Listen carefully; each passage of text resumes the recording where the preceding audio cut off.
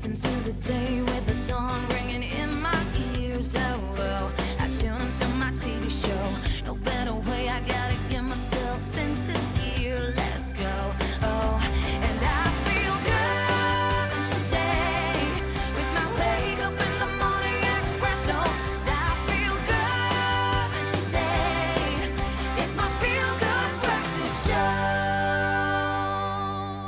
You got to do it now. You got to do the Spanish school dance. It's being done. It might not be our Heritage Day, but we'll take it because I've just come back from Spain. I don't mind. Happy Heritage Day, my Heritage friend. Day, Gray. Oh, welcome to you guys at home. Welcome on the socials as well. We absolutely love the fact that you got to join us this morning, and hopefully you're not working today and you get to savor every ounce of what it is to be South African, because that's what today is about. If you're not working, you probably should not be awake right now. So I'm Fair talking game. to people that are working right now, getting ready for the day. Thank you for spending your Heritage Day with us. It's a wonderful Tuesday. Yesterday in the Mother City, we had the best of weather that welcomed us into a day like today. And what a day with gravitas in South Africa. It really is, and we want to embrace it. Can I just quickly say thank you so much to this amazing team in Carissa. She was like a hero Sherpa yesterday who just picked me up and carried me through 3 hours of entertainment. Absolutely amazing. I really, really love the fact that I got back to this country at this time to be able to reconnect. So what are the plans for today? I know we're always working. I know. So we're probably working. But Probably working. if given a choice, what would you like to be doing the today? choice was going to be a beach day, but the weather in Cape Town did not carry over into today. So quite possibly a nice little movie, cuddly day might be on the cards. I'm hoping I'll braai somewhere in there. Well, you can just stand outside and just smell the braai. Okay, so yesterday I was going to say that I have the best job in the world after you became like a source of national pride of this show, which was just absolutely beautiful. But now, as I look at the two incredible women stood, well, practically and figuratively beside me this morning, I think I have the best job in the world. Zanele, good morning, you gorgeous creature. Just look at you. Oh, happy Heritage Day, my friend. Good morning, my beauties, and happy Heritage Day to you and to you as well, Mzansi, Sanbonani, Avsheni, Nda, Sianibulela, in terms of you being here with us. We say Goeiemorgen, we say Molweni, and everything else in between, because we are celebrating our heritage, and this is what it is all about. Guys, are you feeling like you are within your South African culture this morning? Yeah, I feel it. More than ever. Yeah. More than every ever. single morning when I get here and I greet Mom Mildred, it's always absolutely lovely because I'm practicing my Zulu day by day because I'm going to be married into like a half Zulu family at some point. So I'm always like, Sawubona ma, Kunjani, Ngiyaphile, and it's just such a lovely banter between us every single morning. Oh, I absolutely love it. There is an opportunity this morning to connect with the people around you, and it doesn't have to be a big thing.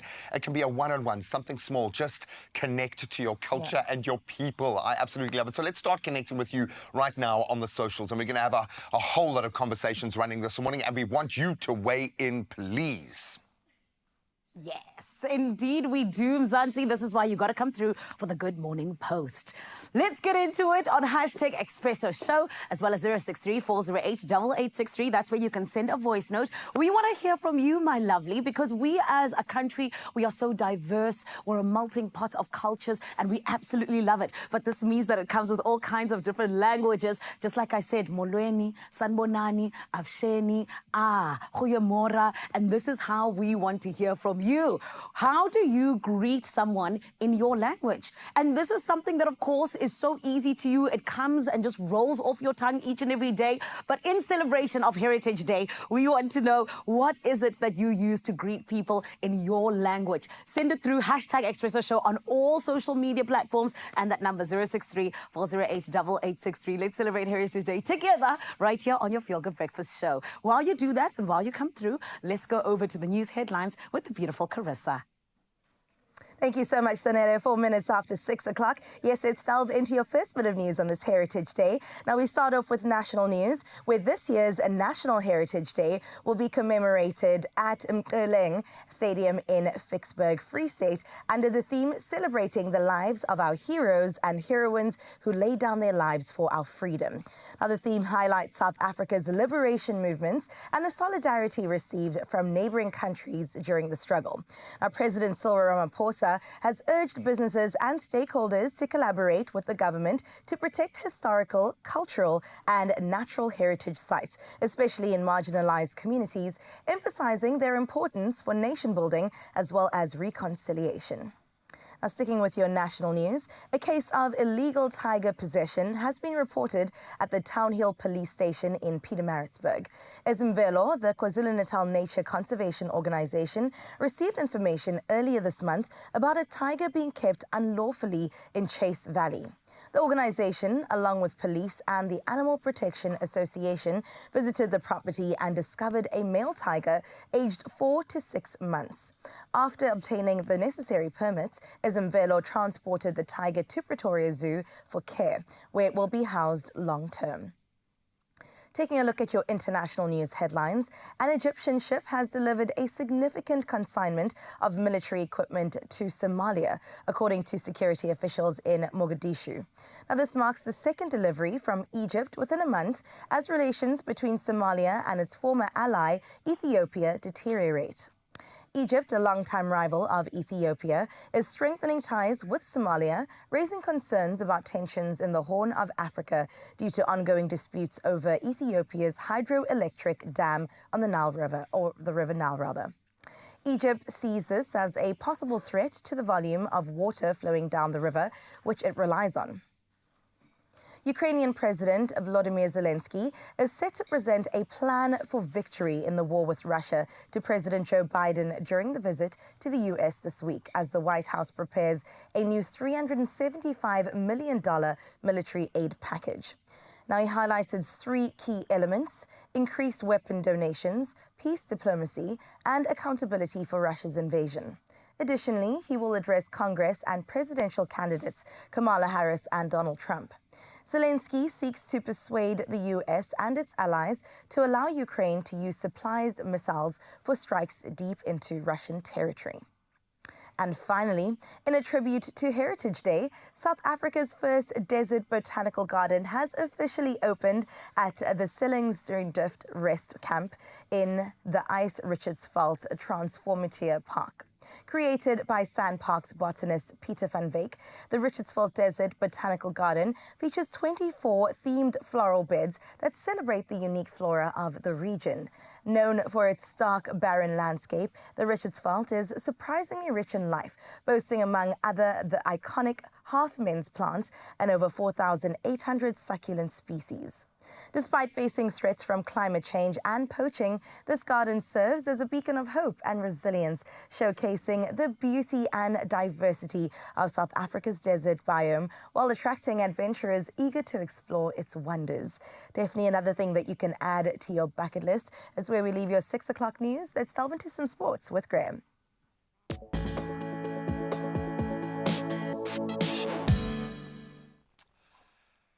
Thank you so much, my friend. Let's start with a little footy news. And when it's Man City, it's always big news. And Man City's midfielder Rodri could miss the rest of the season. A massive blow. That due to an ACL injury sustained during City's 2-2 draw against Arsenal. The 28-year-old is seen as a key figure in City's bid for a 5th consecutive Premier League title and Champions League ambitions. Limped off after he injured his right knee. Obviously, the knee in question. Rodri, who has lost just one of his last 84 matches for club and country, put that in perspective, has also been considered a potential Ballon d'Or contender following his pivotal role in City's title win and Spain's Euro 2024 success. A massive, massive blow. Now let's look at the flip side of that footballing coin, as Everton confirmed that the US-based Friedkin Group has agreed to purchase Farhad Moshiri's majority stake in the club, pending regulatory approval from the Premier League itself, the FA, and the Financial Conduct Authority. So led by billionaire Dad Friedkin, the group entered exclusivity talks in June, and earlier attempts by 777 partners to acquire the club fell through. Everton is also nearing completion of their brand new stadium as they prepare to leave Goodison Park, their home since 1892. That's going to be a moment in itself. Now let's turn to rugby, and another big moment. SA Rugby has expressed gratitude to outgoing Springbok Sevens high-performance manager Marius Skuman for his decade-long contribution to the National Sevens program. What an impact impact. Scoan, who joined SA Rugby back in 2012 and became the high-performance manager in 2018, will step down on the 1st of November to become the CEO of SA Rugby Legends Association, and he certainly will fit right in there. Thank you for your service, sir. Now let's turn to tennis, and Spain has named Rafa Nadal and Carlos Alcaraz in their incredibly strong five-man Davis Cup team for the final 8 in Malaga. That starts on the 19th of November.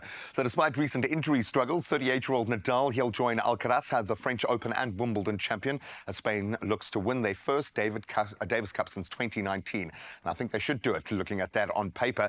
Italy's squad, including world number 1 Yannick Sinner, who helped secure their 2023 title. Italy will face Argentina in the quarterfinals, while Spain will take on the Netherlands. Then, of course, we're going to take a very special Sevens focus in just a moment. We brought a couple of the lads in to get us excited about the Cape Town leg, so stick around for that. But hopefully the weather is going to get us excited for our Heritage Day. Let's get the latest.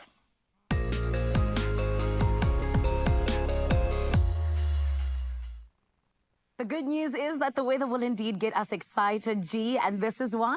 Warmer weather is expected across most parts of South Africa in the coming days, but a cold front will hit the southwestern parts tomorrow. Samkilisiwe Mtwala from the South African Weather Service said temperatures will gradually recover, though it will remain cool over Gauteng and Mpumalanga. Meanwhile, a yellow level 2 warning for damaging winds and runaway fire risks is in place for the Western Free State, Northwest, and the Eastern and Central Northern Cape. Extremely high fire danger conditions are also forecast for Beaufort West, the Northern Eastern Cape, and the western parts of Northwest and the Free State. We will keep you up to date with all of that. However, we want to be up to date with what's happening on your side, beautiful Expresso family. Please send us a picture of your sunrise view immediately. Do not wait. Do it now. 063-408-8863. My lovely, just look outside the window, take a young picture for us, send it through, and let's share it with the rest of the nation, because we want to be waking up with you in all sorts of ways right here on your screen, and also with that beautiful sunrise view. But for now, let's get you into those temperatures in terms of what's coming up today for Heritage Day.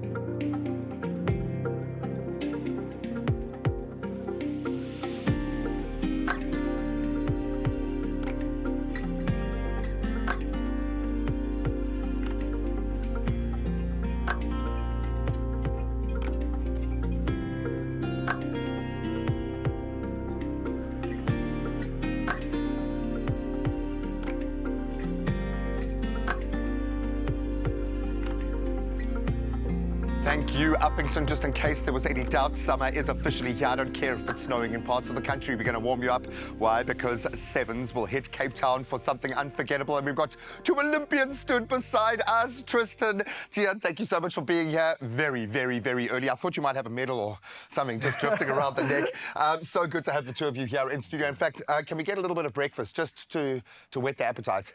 I'm hoping it's not too kind of a full breakfast. I know you guys are light. You're training hard at the moment, so just a little bit of something. I've got to ask, though, how are you feeling coming back into this crazy vibe in South Africa? And you've been a part of that, man. What was that Olympic experience like? Yeah, it was pretty special. Tough roller coaster on the way there. Ooh-wee. But we managed to pull it off and managed to get a bronze at the end of the Olympics. Last team to qualify, first to medal, so it's pretty I love it. Something's pretty special. It's our way, man. It's our way. We're going to catch up with the lads and get very excited about the Sevens leg of Cape Town's. I think this is probably the best sporting event on the calendar, and you get your plug-in. We'll see you now. I think I need a bit of breakfast. Get into this. Only you can make my day.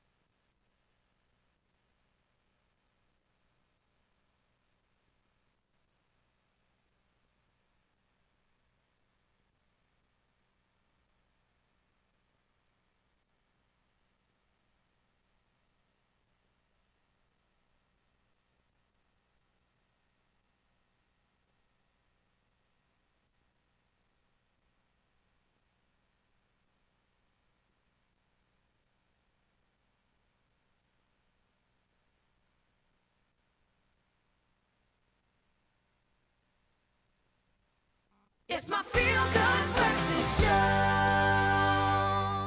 Welcome back, you beauties. Thank you so much for choosing to start your Heritage Day with us this morning. It's a privilege we don't take for granted, and that's why we have brought you the gifts this morning. We are so excited to be joined by the blitzboks to chat about the upcoming Cape Town Sevens in December. I know I'm underselling it drastically. One of the greatest sporting moments any of us have ever experienced, and it's on home soil.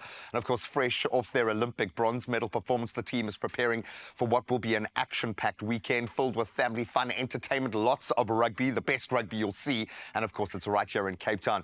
It's set to be one of the most exciting events of the summer season, and here to chat a bit more about it, I would imagine with slightly tired bodies at this phase of breaking them back in, Tristan Lates and Tian Pretorius join us to chat about all things Cape Town and all things Sevens, because there's a lot going on in your world. So first of all, thank you so much for so proudly representing us at the Olympics, man. Sure, you put us through the most though, man. Tian, have you been able to put that part of the journey into perspective and kind of lock that door so you can move forward, or do you just let your mind go back there and enjoy that moment? How are you feeling about that performance? Yeah, I think obviously some nights I still get the flashbacks of everything that happened, and I think it's Us too, man. Don't worry. Yeah. I think it's still understandable. But yeah, we had a few weeks off, and obviously had an off season that's behind our backs now. But I think it's something that we'll always think about what happened back in the tournament and stuff like that, all the ups and downs. And but yeah, luckily it turned out well. But for us now, it's like we had our off time, we're back into training and everything like that, getting ready and preparing for the season. So almost not try and forget about it, but you know, like not obviously put it behind your back and yeah, going forward. Put it in a box, coming back lock the every key, time now just and leave it then. there, put it on the mantelpiece, and that's fine, right next to the medal now, because you've got an Olympic medal, which is just mind-blowing. That being said, like you say, 3 weeks off as a holiday or whatever, but your year is so intense because you guys kind of play in a lot of different pools. How do you brace yourself for the upcoming season? How much does it help to know that you've got Cape Town in December to kind of tie this all together when you are sweating and dying in pre-season, trying to get the body to embrace? Yeah, I mean, Cape Town is obviously the big tournament every blitzbok player wants to be a part of. Some of them, you know, there's Dubai before Cape Town, so some of them try to make the Dubai team and hoping not to get injuries, but it's part of the game.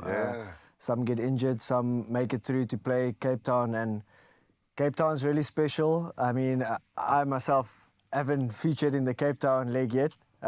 Was in the stands last year, but it's the one tournament you can actually go out and, you know, play in front of your family, your friends, the people that actually support you, the ones that are actually there for you throughout the whole year, you know. For sure. So it's that one tournament you can actually show gratitude to them, you know, show their chance. And it's also the kids who have grown up watching you get to come and actually watch you, and they start connecting those dots. And I don't think I realised, being the age that I am, how important that is.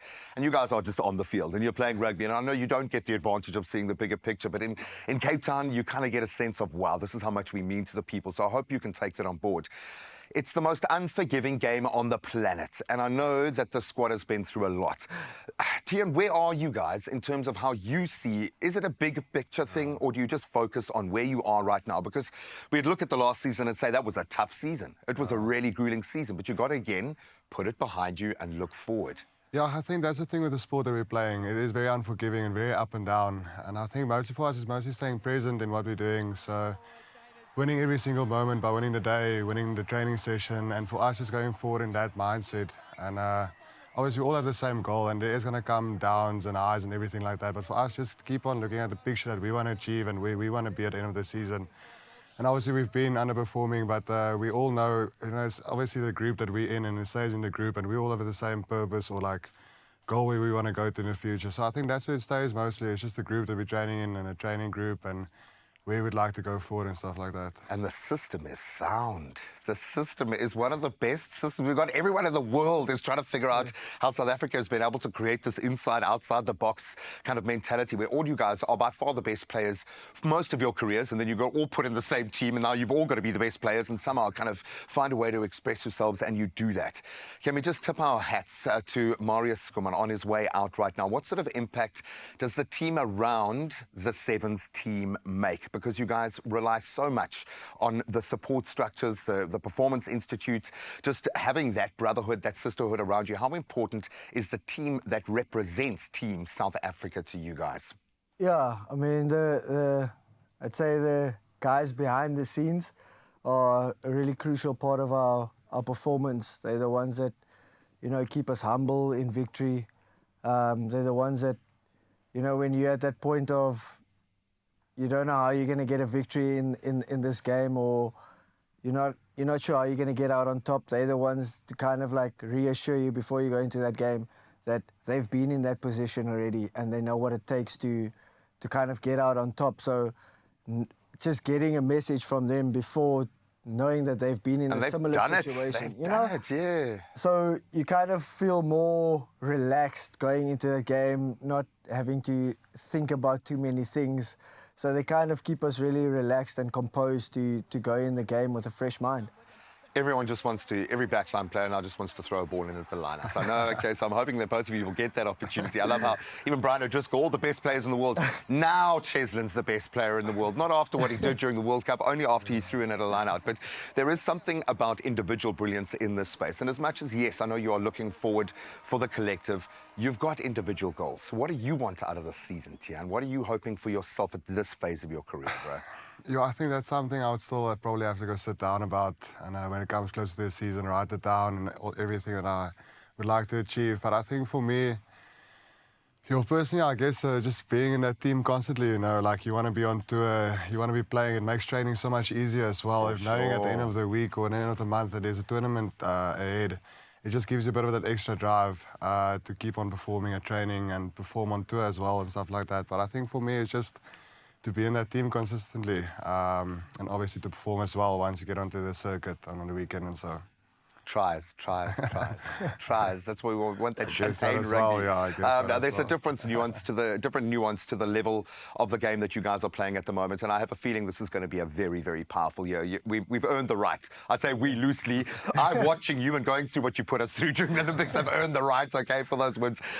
Just very quickly, man, any plans for Heritage Day? How do you guys embrace that day off? Do you even get a day off today? Yeah, it's tough topic. Well, you hear it at 4:30 in the morning, so no.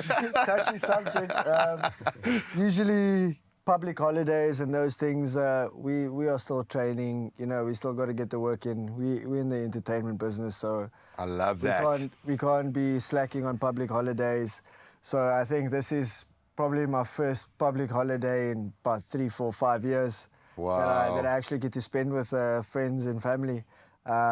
Invited Tian for breakfast after this, but he's going back to bed, so fair game, buddy. Fair game. Myself and my fiance will just put something on the coals, you know, this afternoon, get a lekker braai in, and see where the rest of the day takes us. I almost feel like we need a lighter braai outside the studio, just so that's all we smell all day. Now, we are so proud of you, man. I know you guys need to look forward, but I'm going to spend a bit more time looking back and say congratulations once again. You're Olympians, dude. Just absolutely incredible stuff. And you guys have the opportunity to plug into that same magic. Cape Town Sevens comes in December. We're going to keep all of those details and maybe, just maybe, hook up a ticket or two. But it's time for the Mother City to shine. That's right, and it is so clear right now that we are in the winner's circle. Now, speaking of, 53 million in total estimated Powerball and Powerball Plus jackpots could be your ticket to millions this Tuesday, this Heritage Day. So the question is, what are you waiting for? Play Powerball for an estimated 14 million and then also Powerball Plus for an estimated 39 million rand today. Now, you can buy your tickets today in store. You can even head over to nationallottery.co.za and secure yours, or the mobile app. Cell phone banking is there for you, or simply just dial *120 *7529 hash for all USSD. Now, all these details, of course, are posted on our Expresso social media pages. We've got your back. Don't worry. Go and check them out. And Panda Pusher play Powerball and Powerball Plus for 53 million rand in total estimated jackpots today, and you could just hit it lucky. Now, I know somebody that looks like a winner today. Is she feeling like one? Zanele, girl, what is coming up today? Ah, my Carissa, I only feel like a winner because I get to work with amazing humans such as yourself, my baby. Of course, I'm feeling like a winner because Expresso family was celebrating Heritage Day together. We started off doing so with our amazing kings that we are so proud of in terms of the blitzboks. But now we get to do so with some Maskandi kings who are going to be bringing us delicious music, all in the name of the 24th of September. I've got a little bit of a fun fact for you if you don't know what this day originally was, actually. However, we also are going to be getting into what we call the recipe of the morning. A little bit of tomato bredie just to make you smile. I promise you it is something you're going to want to hold on to in terms of recipes. We're going to take a short break, but we'll be back on the other side of this. Only you can make my day.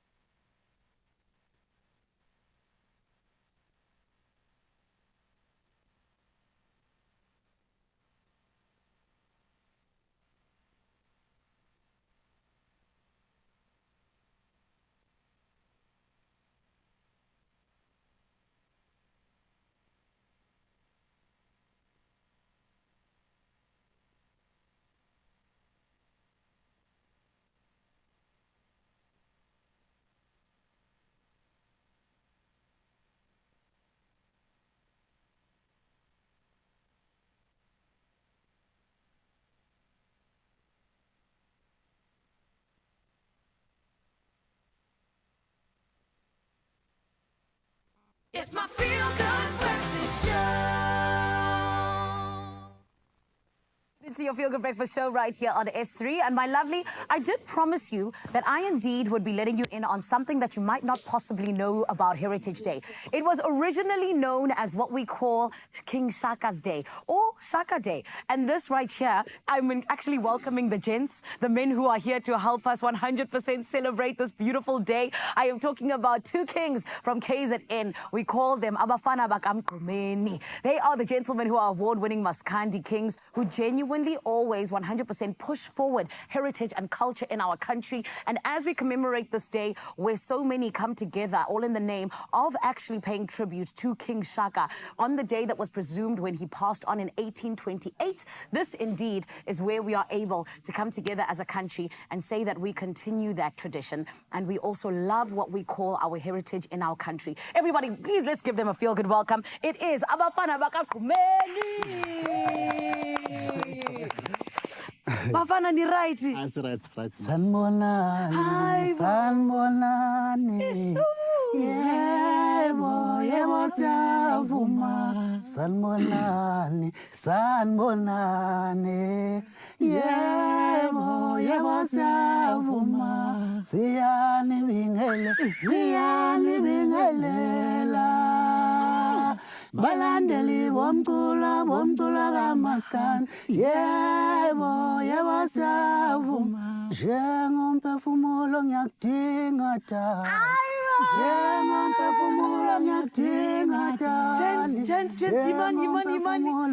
Nifuna usinika yonke into manje. Funeka sinike istage kaloku. Yimani. Nina, sana niyacula. Gents, yazi nami ngiyacula. Icela just to, can I maybe audition later, yabo? So that I can be part of Abafana. Okay. So it can be Abafana and Zanele. Yeah.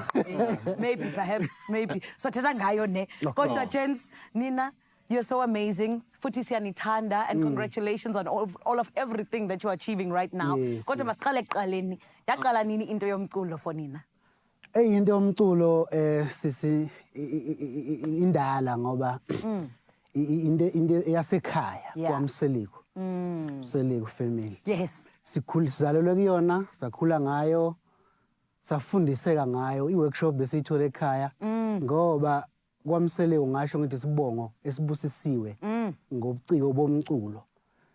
Thina senza umaskandi kodwa mawuthi uyabuka emuva khona amaqhawe obheka imseleko babecula ijazz no Wendy Mseleko. Ngicabanga ukuthi abanye ababazi kodwa uma ungagugula uyothola umlando. Bese kuzofika ke kwinqalabutho kaMaskandi la kwaMseleko ubaba umahawukela igcokama likamseliko lafundisa ke nalo umgqumeni ngoba wathi mayedlula emhlabeni ubaba umahawukela umgqumeni watheka over waqhuba ilegacy yomculo wasekhaya naye wakhanda iqembu abafana bakamahawukela wakhanda namagcokama ukuhlonipha ubaba umahawukela igcokama likamseliko wasifundisa nathi umgqumeni uyabona ukuthi generation to generation okuthe naye mayedlula emhlabeni satheka over nobhuti omdala saqhuba umculo wakithi ngokuhlonipha amaqhawe akithi angasekho awusebenzele kanzima lo mculo ukuthi uzobe kuleli izinga elikulona njengamanje. Ewe, kodwa bengicela ubuza ke futhi wami, kutheni niqala igroup ngokumgqubeni engasekho? Why only ngoke ehambile? Umgqumeni igama lakhe walisebenzela kanzima kakhulu. Walisebenzela kanzima. Futhi ke kwakusifanele ukuthi athi uma ngabe khothama sikwazi ukuthi siqhubeke neligasi yakhe. Ekutheni ngizokwenza isibonelo kunabantu ababe njengoShaka. Njengoba nje kuye kubone ngaso sonke isikhathi kunekhathi okuba nemikhosi emhlanga izinto ezenziwayo lapha yakwaZulu ukube kuthiwa babe ngekho laba abakhona amakhosi akhona njengamanje ngabe vele igama likaShaka selaphela kodwa njengoba nje belo bevela amakhosi kanjalo nathi ngakho ngoba saphusha ilegacy kaMgqumeni ngoba sasenzela khona ukuthi igama likaMgqumeni lingapheli namanje zonke indawo kusathiwa Mgqumeni ngoba bakhona laba abantu abayithina bakuboka Mgqumeni abangabafowabo. Ewe and ke xa nisitsho kuba kukho i-workshops pha ekhaya beniyazi kuba nina nizocula Ibi into that you just knew or kanye beninezinto that you had maybe like benifuna ukuyokwenza ezinye izinto? Hayi cha besingazi ukuthi sizocula kodwa into mawukhula iphilo ekhaya noma bona babe ngaqondile ukuthi sogcina sicula ngithi into ephilwayo vele yabo nanokuthi ke lento into esidalwa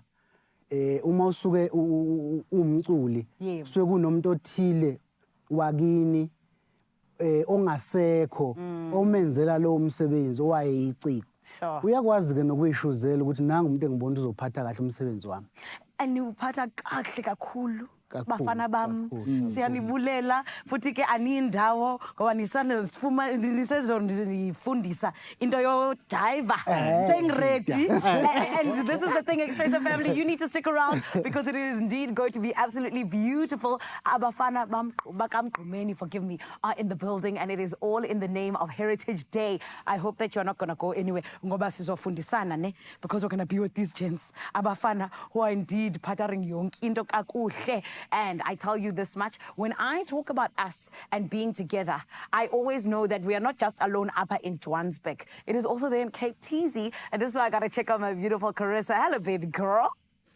Hello, Zanele. I can't wait to see you get down and jiving, girl. But for now, we are in the kitchen. And yesterday, we took you through the process of making biryani. I hope that you took some notes down. And today, we're back with another comforting classic. It is a hearty tomato bredie. It's something that I grew up eating, and I definitely cannot wait to bring in our guys, our gents, with us. Such a privilege to actually be able to share the space with you. We've got Tian and Tristan with us, the blitzboks. Can you cook?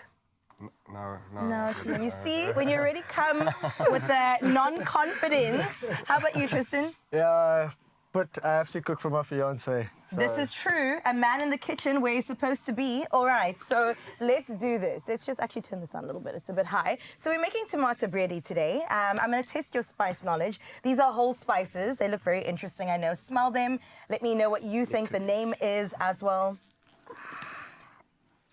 Ooh. Off to a bad start. It's something star. Yes, something star. yes. Something How star. about you? No. So that is star anise. So you can throw those in. It's got like a licorice smell on it. Really lovely. And this one, it's not bark, I promise you. It's cinnamon. It is cinnamon. We told him to say that during the break. Okay, throw that in here. And then we've got some cardamom, we call it, or it is cardamom and bay leaves. So you can throw that in as well. And we just want these. Can I take them out? Because I usually get them when we eat. I know, and then you bite into it, and then your whole day is ruined, but it's fine. We're throwing it in. Okay, so we're going to toast up our spices, or they call them aromatics, and make sure that the flavors come through really well. Some people also grind them up so that you don't have the whole pieces in it, but this is more flavor, so we're going to stick with that. You can use this. Who's going to use the tool? The guy that cannot cook. Please go through. Okay, Etienne, you can just mix it around a little bit. Good job. Okay, then we're going to go in with some onion. You could use red onion or you could use white onion. Give it a good mix. Thank you, thank you. How about some garlic and onion? Garlic and ginger? Please, that would be perfect. For the... Delicious.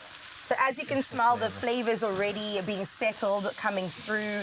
Absolutely amazing. I know you don't usually find yourself in the kitchen, but that's all right. You're doing a fantastic job right now. you. Tomato bredie, is this something that you guys grew up eating? Yeah, definitely. Yeah. I'd say the coloured homes, it's more... It's a staple, no? Yes, it's a go-to meal. So yeah, I've had it growing up. Never myself Made it. Yeah. Well, today So, we're doing something hoping to special. get a couple of tips here. For sure, you can get a couple tips from your teammate as well, who's holding it down in the kitchen. How about you? Did you grow up eating any tomato bredie, or what is your favorite Heritage Day meal? Yeah, we just do the classic braai and pap and definitely tomato bredie with it sometimes. But yeah, just a classic meat and on a braai and what else with it most likely. Yeah, anything else that's heritage, I'm not I love that the meat has to be involved, though. Protein is important. Yes, of course. But, Now, when it comes to your guys' diet, how do you kind of balance the comfort home meals and then also, of course, feeding yourself what you need to get the best out of your abilities? For me, I'm actually fortunate enough to be able to eat whatever I want. Yeah. I'm not like the other guys where, you know, they have to take in certain amount of carbs, certain amount of protein. Okay. With I'd say the body I have, I'm allowed to kind of eat everything. Well, what does it feel like being God's favorite? That's crazy. So you just do whatever, however. Yeah, especially when the team's going out for like takeaways. Yeah. Certain guys can only eat certain things. I put the big order in. And enjoy myself. Much to their jealousy and envy. How about you? for me, I stay in Stellenbosch. It's quite simple. Usually Yeah. before he goes home or something, I just ask him to make a quick stop at the flat, and he usually makes me some nice mince or something. So I've worked this whole game plan to get the guys before they go back home to stop at the flat quickly to make me some food for Not the stop night. at the flat. I absolutely love that. Okay, so But, we've gone in with cumin as well as some tomato paste. It is a tomato bredie after all, so it's very much tomato based. And sometimes tomato can be a little bit acidic, especially if you're throwing in grated tomato, canned tomato, and tomato paste. So you also can put in some sugar or lemon juice to kind of balance out that acidity a little bit more, right? So this dish, I know you said you like spicy things, right? Yeah. But it's a little bit sweet, which I think if you think about coloured cuisine, there is a lot of that Cape Malay influence and then also the sweetness that comes through in many dishes. So that's what we're dealing with right now. And we want it to be saucy. For those of you who don't know, bredie is like a stew. And so we want lots of liquid. I stir you a while. Lots of liquid, yes. Just wondering. Okay, then we're going to go in with the lamb. Ooh. You gotta get messy in the kitchen, all right? That's why we We're going to have sort this out. We're not eating. That's also true.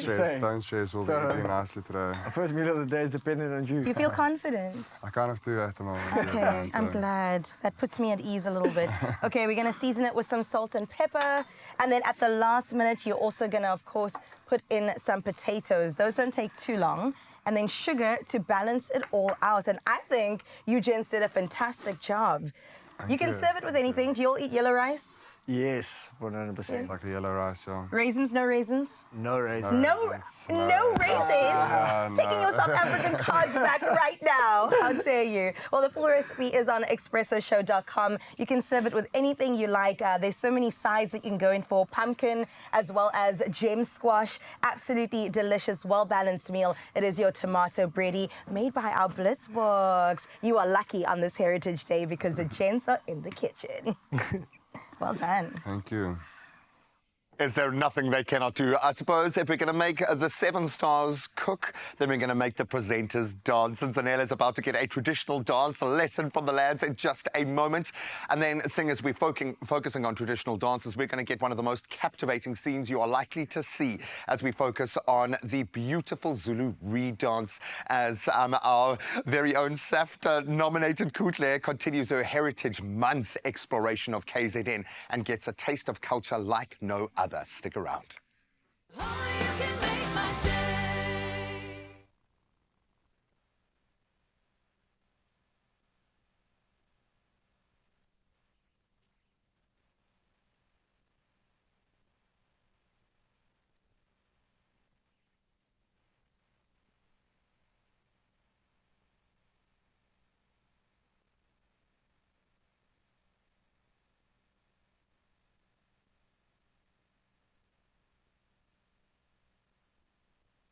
Utaliwa mnuku tamala Utando lwako utaliwa mnuku tamala Umangi nawe talipele kichini Tando lako utaliwa mnuku tamala Mauleke tuse wa mpele Mphefumulo ngithenga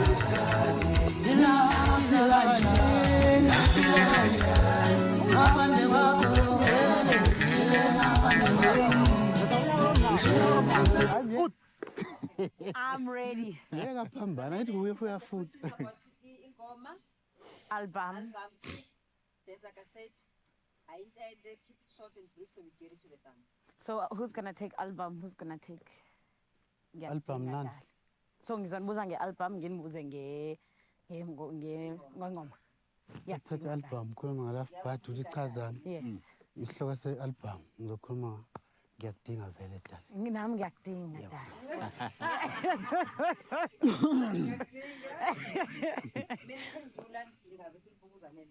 Okay. That's just it. Nice name. Hey, move on, Nani. That's a feedback. Are they cool? Are they cool, Genius? Am I right? Okay, then it's just for the interviews and dance. I said, yeah, and then I Okay. Okay. You know, I was singing, "It's my feel good breakfast song."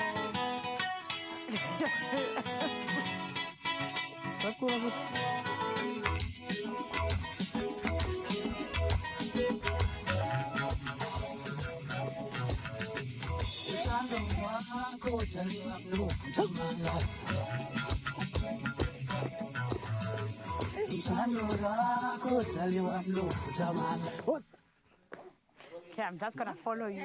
10 seconds, guys.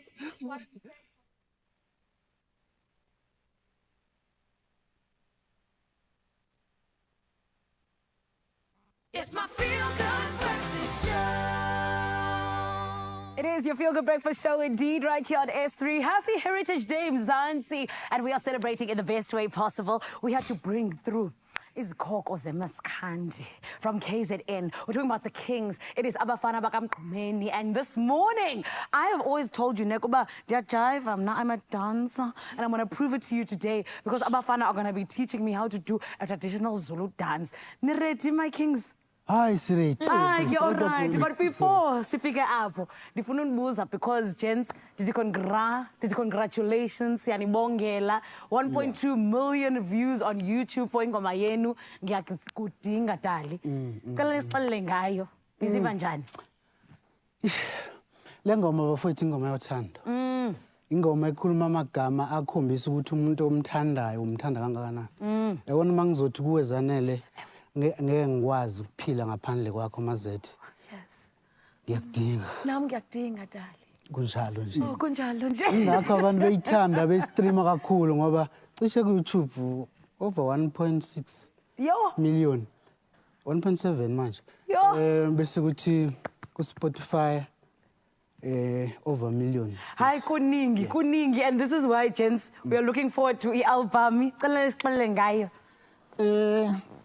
i-album njengoba nje iphumile Ewe. kubonakala ukuthi kahle kahle kulokhu sisebenze kakhulu ngokuyikhandla kodwa ke minyaka yonke hlale sithi siyasebenza kodwa kulokhu hayi ngibona indlela abantu abayimuke yonke indawo Kaloku siyanithanda. impela kuyabonakala ukuthi hayi abantu basithanda umhlaba wonke Ewe. igama le-album Love Bite. Love bite. And ke sine love bite because siyanidinga bodali. But ke gents masipikele kule dance. No benzothi competition, ayo competition ke please. Not at all. It's a dance lesson. Tell nifundise i-dance to ndiyakudinga dali. So jive njani xa ni perform? Sikufundise kaza Oh, okay, ndiye okay. Ya ngena ngapha Okay, all right. Singrid. isithembu sakho lesi. Okay. That's who is my husband's. All right, yes. Anyway. Asambeni. That's all I'm going. Okay. Okay. All right. Okay. Okay. Okay, now. 2, 3, 4. Okay, 1, 2, 3.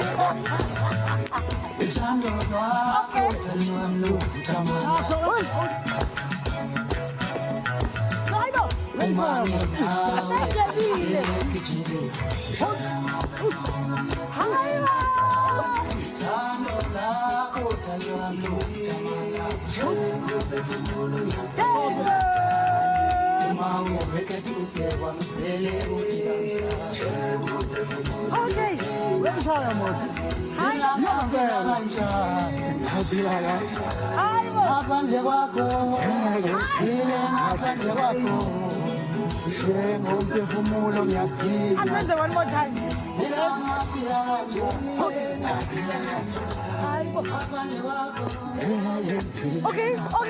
Okay, ndenze njani? Njengomphefumulo ngiyakudinga jali. Niyangidinga because of i-dance moves zami. uyayishaya kodwa kakhulu Khona lizandla everybody.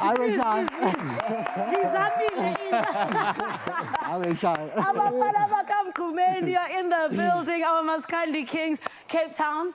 I'm here to ask you, I'm a little bit out of breath. How did I do, huh? You did so fantastic, Sanele. I think that they should actually add you as an unofficial member of the group. Come on now. That's what I said. That's what I said. I said Abafana Bakamkhumeni no Zanele. Thank you very much.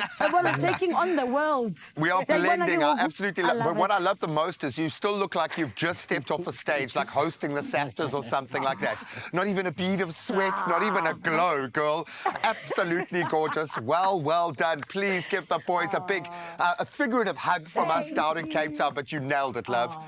And I'm sweating because I was trying myself. I love you guys. Oh, man. Our girl, don't worry, the lads are going nowhere. We're going to continue to have fun. In fact, right now, we're going to celebrate culture in the most exquisite way. Oh, I'm so excited. Step into the heart of KwaZulu-Natal this Heritage Month and join our dynamic, I have to say it every time, SAFTA-nominated presenter, Culinary Adams, as she embarks on a journey into one of the most vibrant cultural experiences in South Africa, the iconic Reed dance. Oh, man, and we know, I think anyone who has studied this will know the powerful coming-of-age ceremony. It is deeply rooted in tradition. It celebrates young women and their very proud heritage. And we have to make a disclaimer right now. The Reed dance is a celebration of cultural heritage. It reflects the authenticity of Zulu tradition. So as a result, as part of the sacred ceremony, women wear traditional topless attire. So please put that into perspective right now.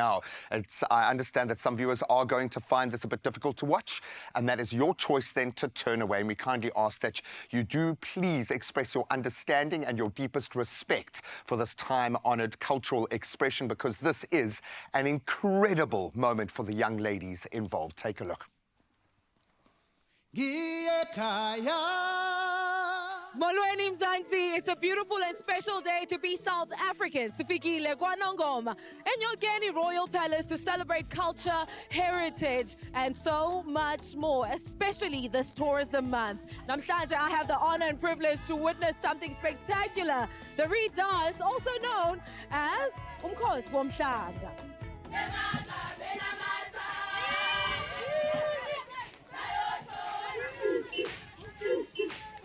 important for us to preserve our cultures and traditions because it's been told for us before. It's time for us to tell our story from our point of view, to preserve it from our point of view, because every time we hear about South African history, South African culture, it hasn't been told by us. It's a very inspiring thing that is happening today, because when we go to live in the cities, we don't keep to our traditions. So it's a nice experience to see. This is where every Zulu person needs to spend a day. And what is the importance of staying pure? Staying pure starts from the heart, because you're not doing it for anybody else, but you're doing it for yourself, for your family, for the community. This is the first time I've attended the Reed dance, and it's just an amazing opportunity that we happened to be in South Africa when it was going on. It's why we have to come and see it. And what have you learned about the significance of the Reed dance? The Reed dance is about the celebrating the purity of the young girls and the importance of respect for them and the importance of them in the society. KwaZulu-Natal is the best place to visit because abantu balabana enhlonipho. Besides ubuhle bendawo, I strongly believe ungawuhamba iSouth Africa yonke. Kodwa ayingeke, I feel like inhlonipho isaselela kakhulu. Abantu ngenkathi besuka beyohlala kulezi ezinye indawo bayabukhohlwa ukubona, but KwaZulu-Natal abantu bakhona, they remain pure.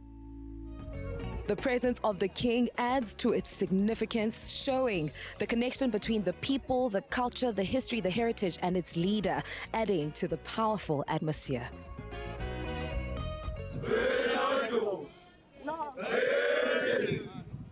Sivala kamnandi ke imini yethu yanamhlanje apha kwaNongoma eNyokeni Royal Palace, celebrating Tourism Month, celebrating Heritage Month, but most importantly, learning the importance of preserving our culture and tradition. Every time I come to KwaZulu-Natal, I am left in awe and speechless, but most importantly, my goodness, inspired.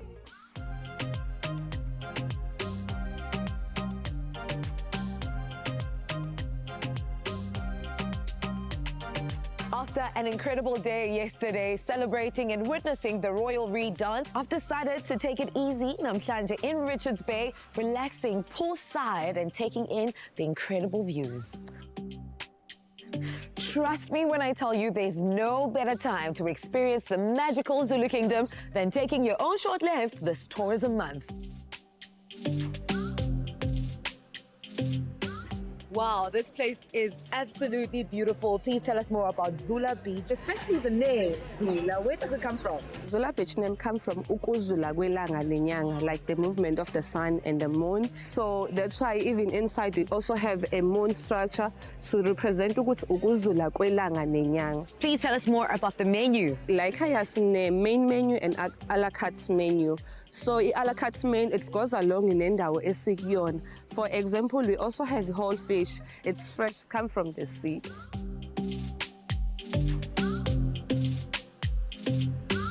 I have had the time of my life in KZN. I can never get over the beauty, the culture, the heritage, and just the people of this beautiful province. A special thank you to KZN Tourism and Film Authority. I can't think of a better way to celebrate Tourism Month. Until next time, everybody, don't forget to take your short left to KZN. Mwah. Some unforgettable moments. Absolutely love that celebration of culture, the most authentic, and the fact that something that is so honoured over such an exciting period of the history of that culture is still living and breathing today. I love that. Well done to everyone who brought us that. Yes, Absolutely and they did say that they don't always get to practice the culture in the city. So when it is a gathering of this beautiful celebration, it's something to be seen and enjoyed. So thank you for sharing that with us. Honestly, we're so honoured, and we will see you after the break on this beautiful celebration of Heritage Day.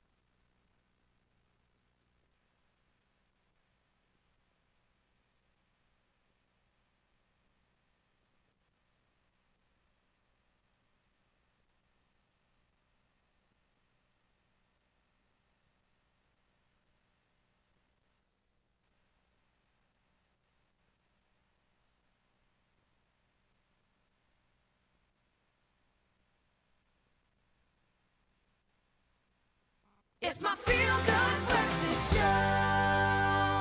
Oh, honey, of course, it's a happy Heritage Day. We're together after all, Expresso family. And today, we told you that Zisa is called Kozemaskandi from KZN, the Kings, Abafana Kamgubeni. But today, it's Tandwa Sam Kangunbon, Dijiva. And Yazi, I was going to be backup dancer, got to heels, so I can't do that. So I'll leave it to my fellow professionals. Everybody, please make some noise for Abafana Bakamkumeni, forgive me. It is Ngiyakudinga Dali.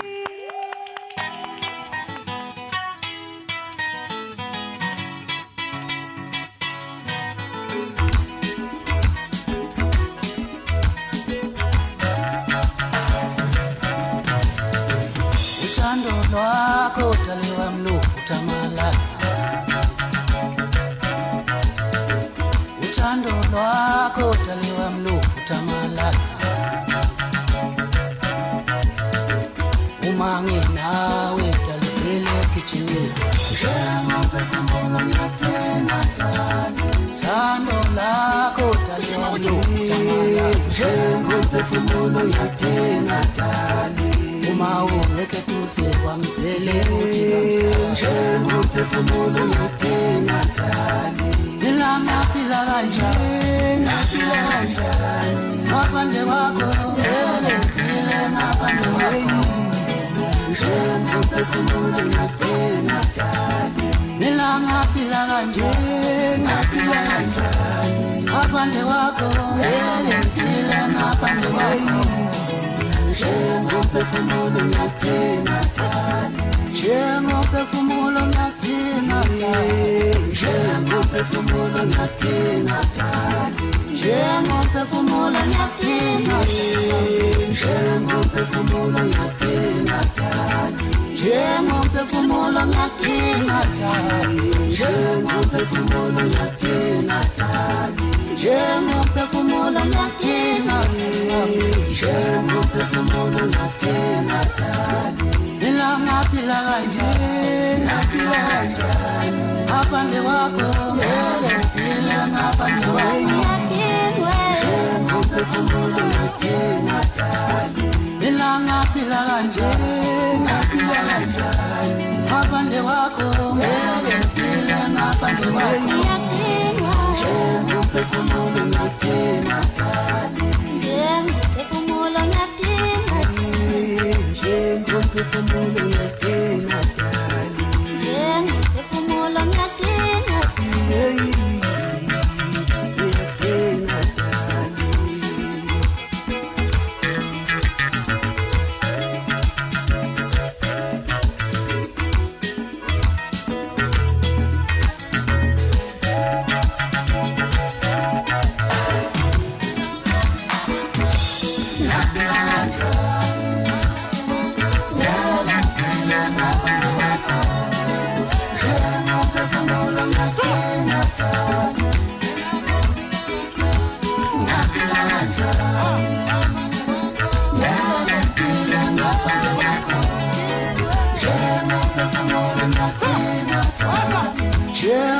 Njengophefumulo ngiyathena dali. Njengophefumulo ngiyathena dali. Njengophefumulo ngiyathena dali. Njengophefumulo ngiyathena dali. Njengophefumulo ngiyathena dali. Njengophefumulo ngiyathena dali. Njengophefumulo ngiyathena dali. Njengophefumulo ngiyathena dali. Phila kanjani ngaphandle kwakho phile ngaphandle kwakho njengophefumulo ngiyathena dali. Phila kanjani ngaphandle kwakho phile ngaphandle kwakho njengophefumulo ngiyathena dali. Njengophefumulo ngiyathena dali. Njengophefumulo ngiyathena dali. Njengophefumulo ngiyathena dali. Uyadingwa lo muntu. Yeah, namhlanje Heritage Day. Hey, sithi AmaZulu. abafana bakamqhumeni bafikile. Sifihlile. Hayibo! And more than anything else, Zanzi, it is all in the name of celebrating Heritage Day. Happy Heritage Day to you and yours, and the celebration continues right here on your Feel Good Breakfast show. Right about now, the beautiful Carissa has to keep us up to date with what's happening around the world. It is your news headlines. Namhlanje Heritage Day indeed, a minute after 7 o'clock. Let's get into your next bit of news. Now we start off with national news, where the South African Weather Service has stressed the need for more efforts to prevent severe weather from claiming lives, despite issuing sufficient warnings last week. Now, heavy snow in KwaZulu-Natal caused major disruption, stranding motorists on the N3 highway for 2 days, leading to 2 deaths. Senior forecaster Wiseman Dlamini urged local authorities and tribal chiefs to ensure warnings to reach communities. He also advised the public to stay informed of forecasts. Now, the MEC for Transport, Siboniso Duma, said public awareness about weather warnings should be improved. Sticking to your national news, this year's National Heritage Day will be commemorated at Mitqeleng Stadium in Vicksburg, Free State, under the theme celebrating the lives of our heroes and heroines who laid down their lives for our freedom. Now, the theme highlights South Africa's liberation movements and the solidarity received from neighbouring countries during the struggle. President Cyril Ramaphosa has urged businesses and stakeholders to collaborate with the government to protect historical, cultural and natural heritage sites, especially in marginalised communities, emphasising the importance for national building, or nation building rather, and reconciliation. Now, looking further afield at your international news, Lebanon reports that over 270 people have been killed and more than 1,000 injured in Israel airstrikes. The United Nations Interim Force in Lebanon has raised serious concerns about civilian safety in southern Lebanon. Israel's Foreign Minister, Israel Katz, accuses Hezbollah of placing missiles in civilian homes, alleging the group is using population as human shields. Now, the Israeli army announced extensive bombing raids in southern Lebanon, warning residents near Hezbollah weapons storage sites to evacuate. Reports indicate that Israel has already targeted around 800 locations. An Egyptian ship has delivered a significant consignment of military equipment to Somalia, according to security officials in Mogadishu. This marks the second delivery from Egypt within a month, as relations between Somalia and its former ally Ethiopia deteriorate. Egypt, a longtime rival of Ethiopia, is strengthening ties with Somalia, raising concerns about tensions in the Horn of Africa due to ongoing disputes over Ethiopia's hydroelectric dam on the River Nile. Egypt sees this as a possible threat to the volume of water flowing down the river, which it relies on. Now, for your 7 o'clock news, we close off with this story when, in a true tribute to Heritage Day, South Africa's first desert botanical garden has officially opened at the Singelesdrift Rest Camp in Richtersveld Frontier Park. Created by SANParks botanist Pieter van Wyk, the Richtersveld Desert Botanical Garden features 24 themed floral beds that celebrate the unique flora of the region. Known for its stark, barren landscape, the Richtersveld is surprisingly rich in life, boasting among other the iconic half-men's plants and over 4,800 succulent species. Despite facing threats from climate change and poaching, this garden serves as a beacon of hope as well as resilience, showcasing the beauty and also diversity of South Africa's desert biome while attracting adventurers eager to explore its wonders. A beautiful way to close up your 7 o'clock news. Let's have another look into your sports with Graham.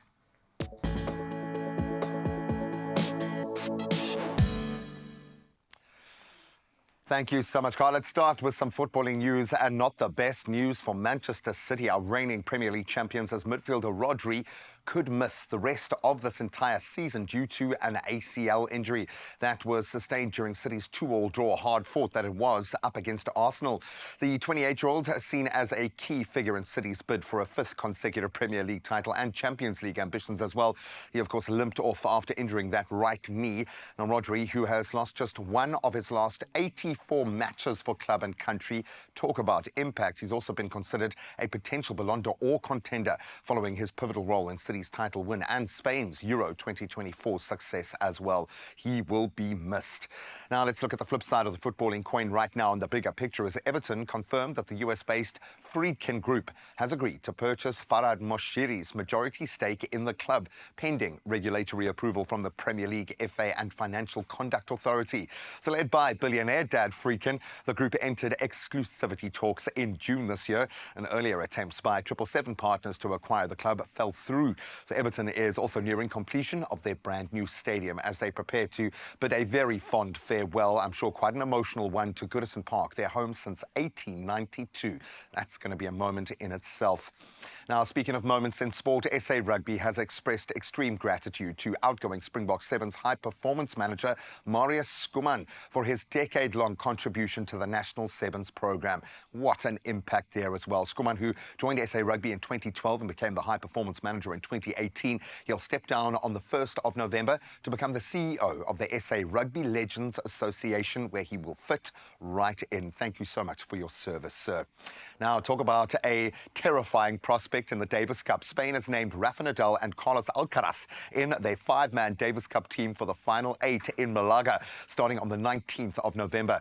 So despite recent injury struggles, 38-year-old Nadal, he'll join Alcaraz, the French Open and Wimbledon champion, as Spain looks to win their first Davis Cup since 2019. And on paper, they might have it in the bag, but Italy also very strong. Their squad includes world number 1 Yannick Sinner, who helped secure their 2023 title. So Italy will face Argentina in the quarterfinals, while Spain will take on the Netherlands. And that's where we leave our sport for today. We're giving our sports stars the day off because it's Heritage Day. And I'm hoping the roads are going to do the same for everyone else who has to venture out. Let's get the latest on the traffic front.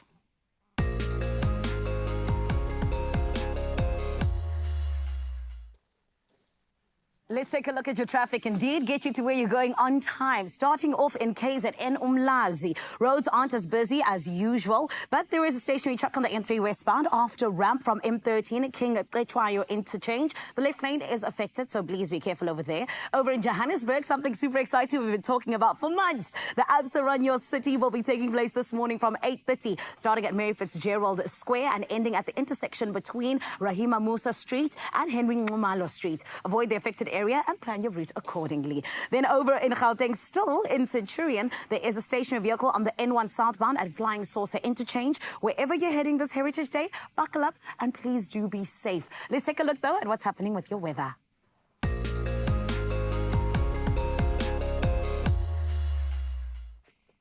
The good news is that warmer weather is expected across most of South Africa in the coming days, but a cold front will hit southwestern parts tomorrow. Samkelisi Wetwala from the South African Weather Service said temperatures will gradually recover, though it will remain cool over Gauteng and Mpumalanga. Meanwhile, a yellow level 2 warning for damaging winds and runaway fire risks is in place for the Western Free State, Northwest and the Eastern and Central Northern Cape. Extremely high fire danger conditions are also forecast for Beaufort West, the Northern Eastern Cape and the western parts of Northwest and the Free State. Now, we always ask you that you come through and you show us what's happening on your side with the beautiful sunrise view. And this morning, it is a huge shout out to Nancy from Pennington, KZN. Honey, you came through, even writing in the sand for us. Are we your love? Hey? Penny, is that us? Do you love us that much? Because that was absolutely incredible and looks so beautiful. Thank you so much, gorgeous Nancy. We absolutely appreciate it. And you've done the things that need to be done. And this is just for you, Mzansi. It's to inspire you what Nancy has done this morning from Pennington. Send us a lovely, lovely sunrise view, 063-408-8863, and show us your side of life, please, as we enjoy Heritage Day together. Speaking of Heritage Day, what is the day going to look like? Here's a view of your temperatures.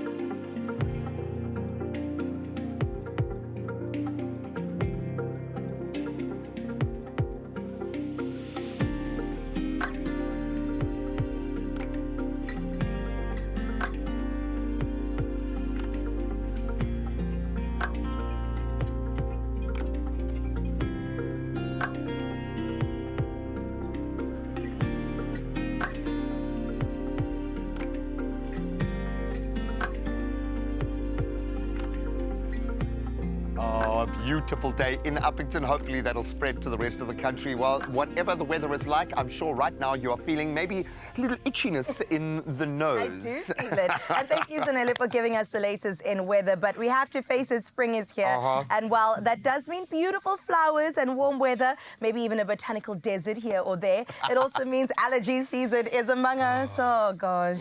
So today we are separating fact from fiction, because there is a lot of fiction out there, and we're going to bust some of those common allergy myths. And pharmacist extraordinaire with his summer body, Radar Keda, is here to help us set the record straight and share some tips on how to better manage the symptoms with Allergex non-drowsy. And often it's just about mitigating those knock-on effects so you can just get back in the fight.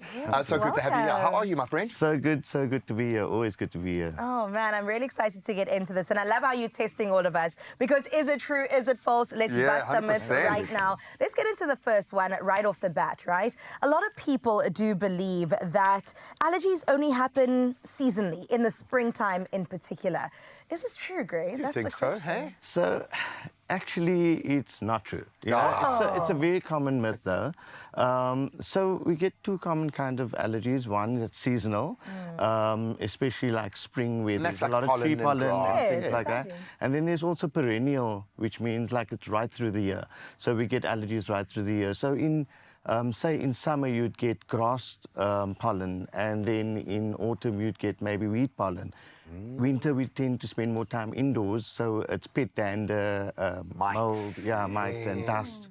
So it can be throughout the year, definitely. So there's no hope, is what you're saying. There's no hope, okay? So best to reach for the over-the-counter, man. I'm going to ask this with a slight wry smile on my face. Does it get easier the older you get? Do allergies get easier? Does your body kind of outgrow it, or does it become worse? Do you become more susceptible? Please give us good news. So unfortunately, unfortunately, no. You know, I've have people that have allergies from when they little kids right up to grown-ups, and they allergens, unfortunately, if there are triggers that are going to set off the allergy, then your body's going to react. That's your code. Unfortunately. But there are lots of medication, over-the-counter things that one can use, and also trying to avoid allergy or triggers of allergens to sort of help with the symptoms and the quality of life, Well, speaking about medication, I mean, some people do believe that you shouldn't be taking allergy medication on the daily. Is this true or not? So because allergies are an everyday thing for a lot of people, the medication have actually been designed to work every day. So you get lots of over-the-counter medications, nasal sprays that have a bit of cortisone in it that is designed to use every day. And then just be aware that there are certain medications that are not designed to use certain nasals, decongestant nasal sprays, not to use every day. So a maximum of 3 or 4 days or 5 days, because they can cause rebound congestion, and then you have other problems. Yeah, because I think we often forget the body is reacting in a way to try and protect itself, because it's dealing with the information coming in. If you're going to turn that information button off, the body kind of often can go awry in that sense. I spend a lot of time with half of my family being based, my wife's side, in the UK, which is a very different climate, very different kind of environment. Does it change? Can allergies disappear when you move into a different space or environment? There are two schools of thoughts on this, and I'd say in my experience with clients coming into the pharmacy, they tell me that, you know, they come from different parts of the world and they've never had an allergy there. And then when they come to beautiful Cape Town and then they, you know, sort of have allergies. So, yes and no. I'd say in different areas you might be susceptible to different triggers.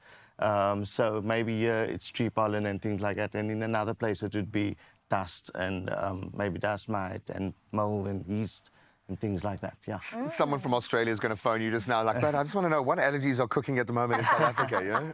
Give me a heads up. Well, Graham and I are both pet lovers. We've got so many animals, we could probably run a farm. But we've also grown up with animals, and many people, you know, have their first pet when they're younger. So can you almost get better at allergies because you've had a pet, a little dog, from when you were younger? Desensitize your system. So there has been some research, certainly, on this topic, and there are some children that actually become desensitized to sort of pet dander and things like that. but it's not a sort of bulletproof yeah, for sure. Solution. You know, we do have kids that suddenly develop allergies later in life. Yeah, as much as we would want it to be like that, it's not that true, yeah. So just a cup of cement in the morning's not going to work, man. It's not going to work. Sometimes you've got to reach over the counter and you've got to speak to the professionals. Absolutely. So here's an allergy-free season for you, my friend. I hope you remain as happy and healthy as you are, and likewise you guys at home. But don't worry, if you are going through the most, help is at hand. Absolutely. Solutions are here. Allergex Non-Drowsy is giving you the chance to win 2,000 Rand in cash. Nice. All you have to do is simply reply to the competition post on the Expresso social pages and answer this one question. What has been your most unexpected allergy trigger, and what symptoms did you experience? We want to know all the details, all the tea. Now, don't forget to use that hashtag Allergex Non-Drowsy, and the competition does close this Friday, 27 September. Of course, T's and C's can be found on expressoshow.com.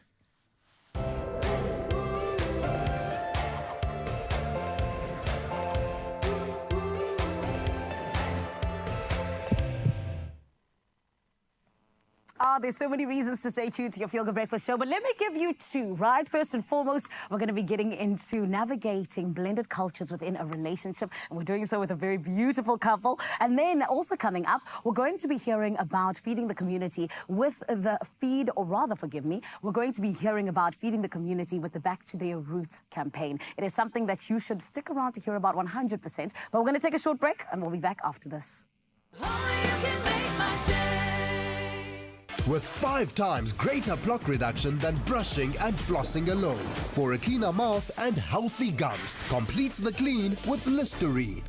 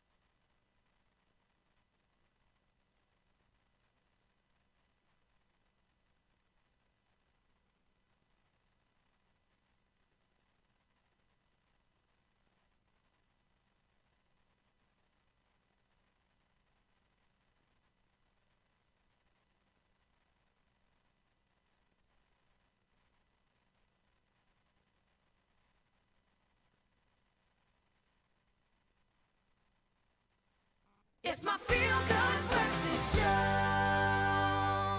The Heritage Day is heritaging, if I will. And I honestly love that we get to celebrate it together, beautiful Expresso family. And this morning, we know that when we talk about heritage, we talk about the fact that as South Africa, we make up so many different races, cultures, and so much in terms of being a blended pot of that. And when you put that all together, what do you get? A beautiful rainbow nation. And this is why we're able to celebrate this beautiful day together, making sure that we actually do get into the nitty-gritty of what it truly means to have unity in diversity.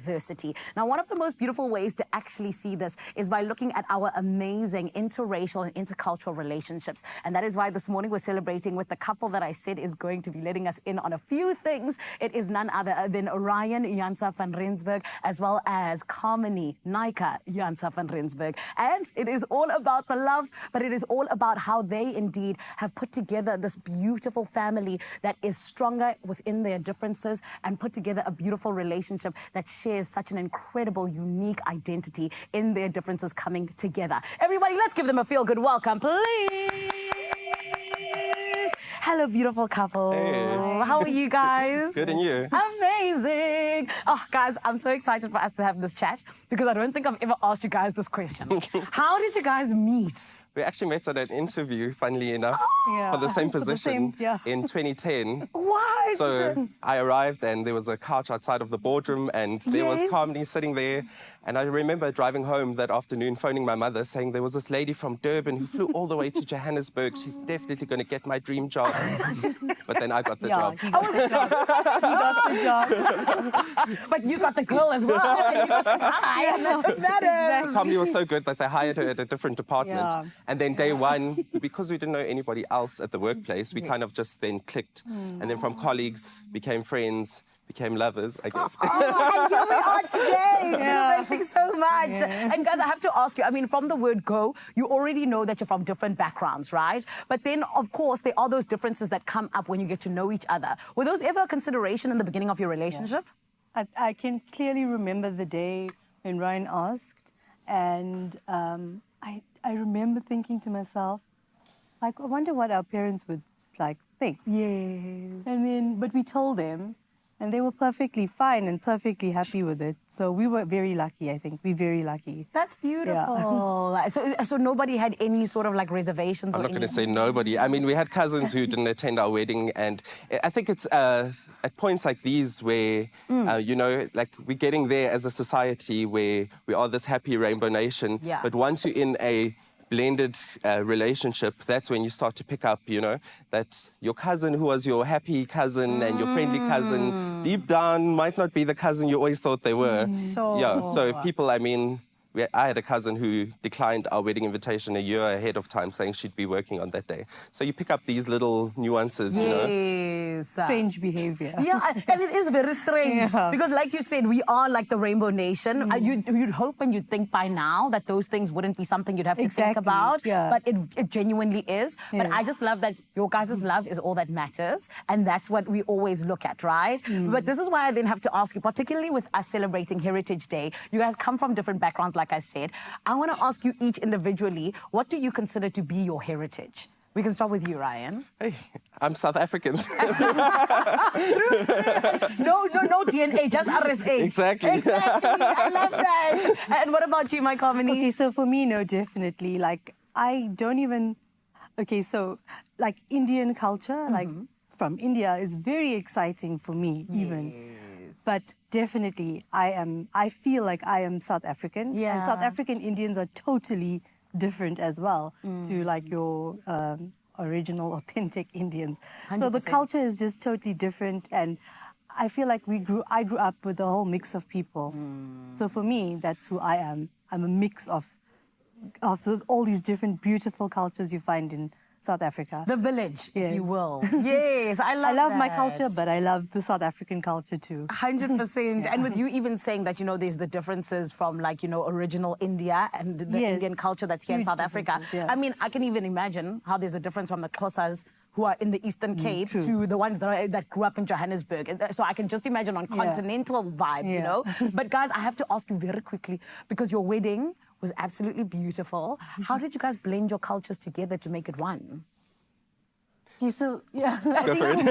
For me, I love, like, my culture. I'm not, like, religious or anything, but I feel like, for me, it's really important just to, like, represent it, to, you know, celebrate it, to feel that. Yeah. So I definitely wanted to include that. Also because my parents, like, I wanted to show them, you know, like, I do have an interest in my culture. So, that's for me, I wanted to incorporate that. Yeah. And even with our wedding, I mean, this is once again where, as I've mentioned, my cousin, there's a pastor that we went and asked to marry us, and he was also very opposed to this. Who is that pastor? Give me his name. I will get him. And Expresso family, we're going to talk more about this in a little bit because these two are not going anywhere, okay? We're going to have a beautiful conversation still, all about celebrating this way in which, as South Africa, we get to come together with our different cultures, and particularly in a relationship on Relationship Tuesdays. Right about now, though, I need to check in on my beautiful Cape Town family. Graham and Carissa, what's going on, babies?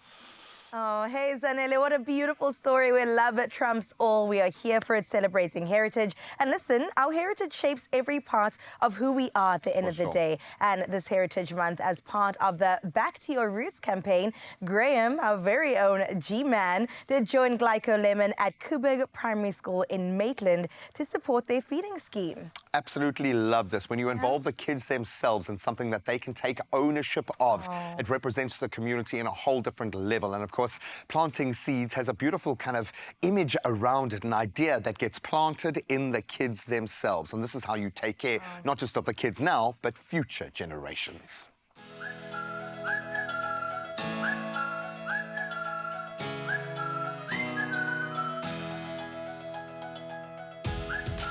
Kubig Primary School and its amazing young learners are blooming with excitement. Why? Well, in celebration of Glyco Lemon's amazing Back to Your Roots campaign, we are here to show these young'uns how some green thumbs can literally grow a brighter future. It's time to roll up the sleeves and embrace gardening day. Come on.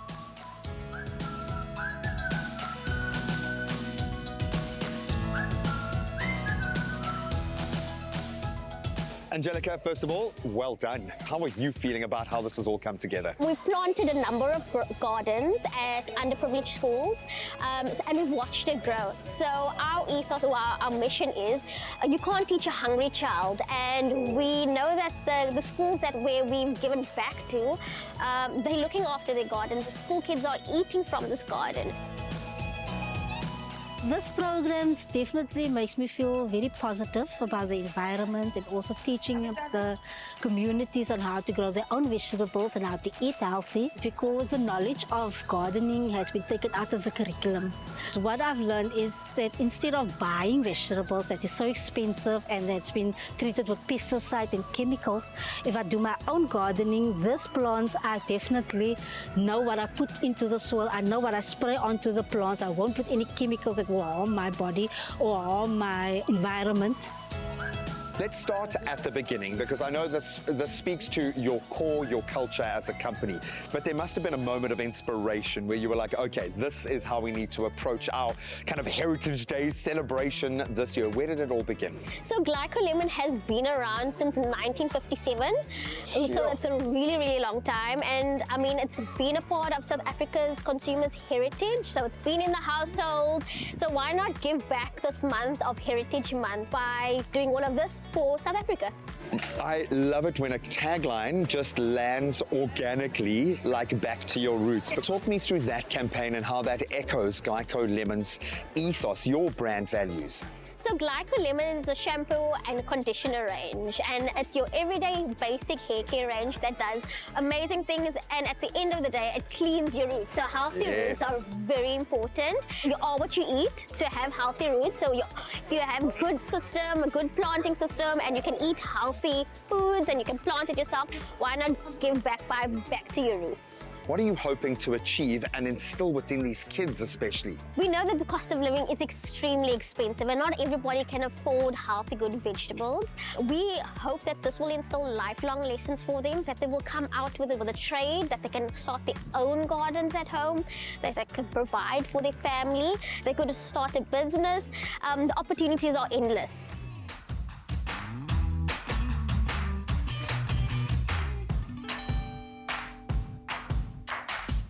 I think, plants flourish and they grow, and in that same way, our dreams and our hopes also flourish and grow.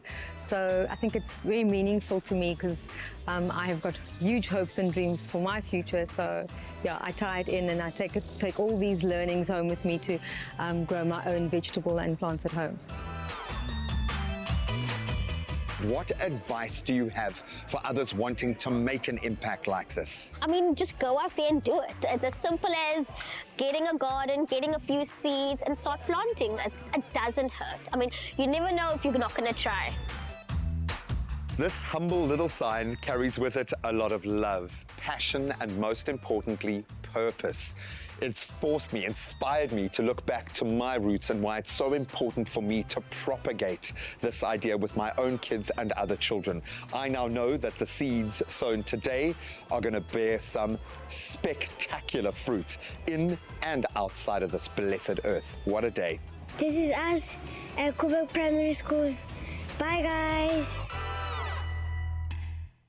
Oh, bye, guys.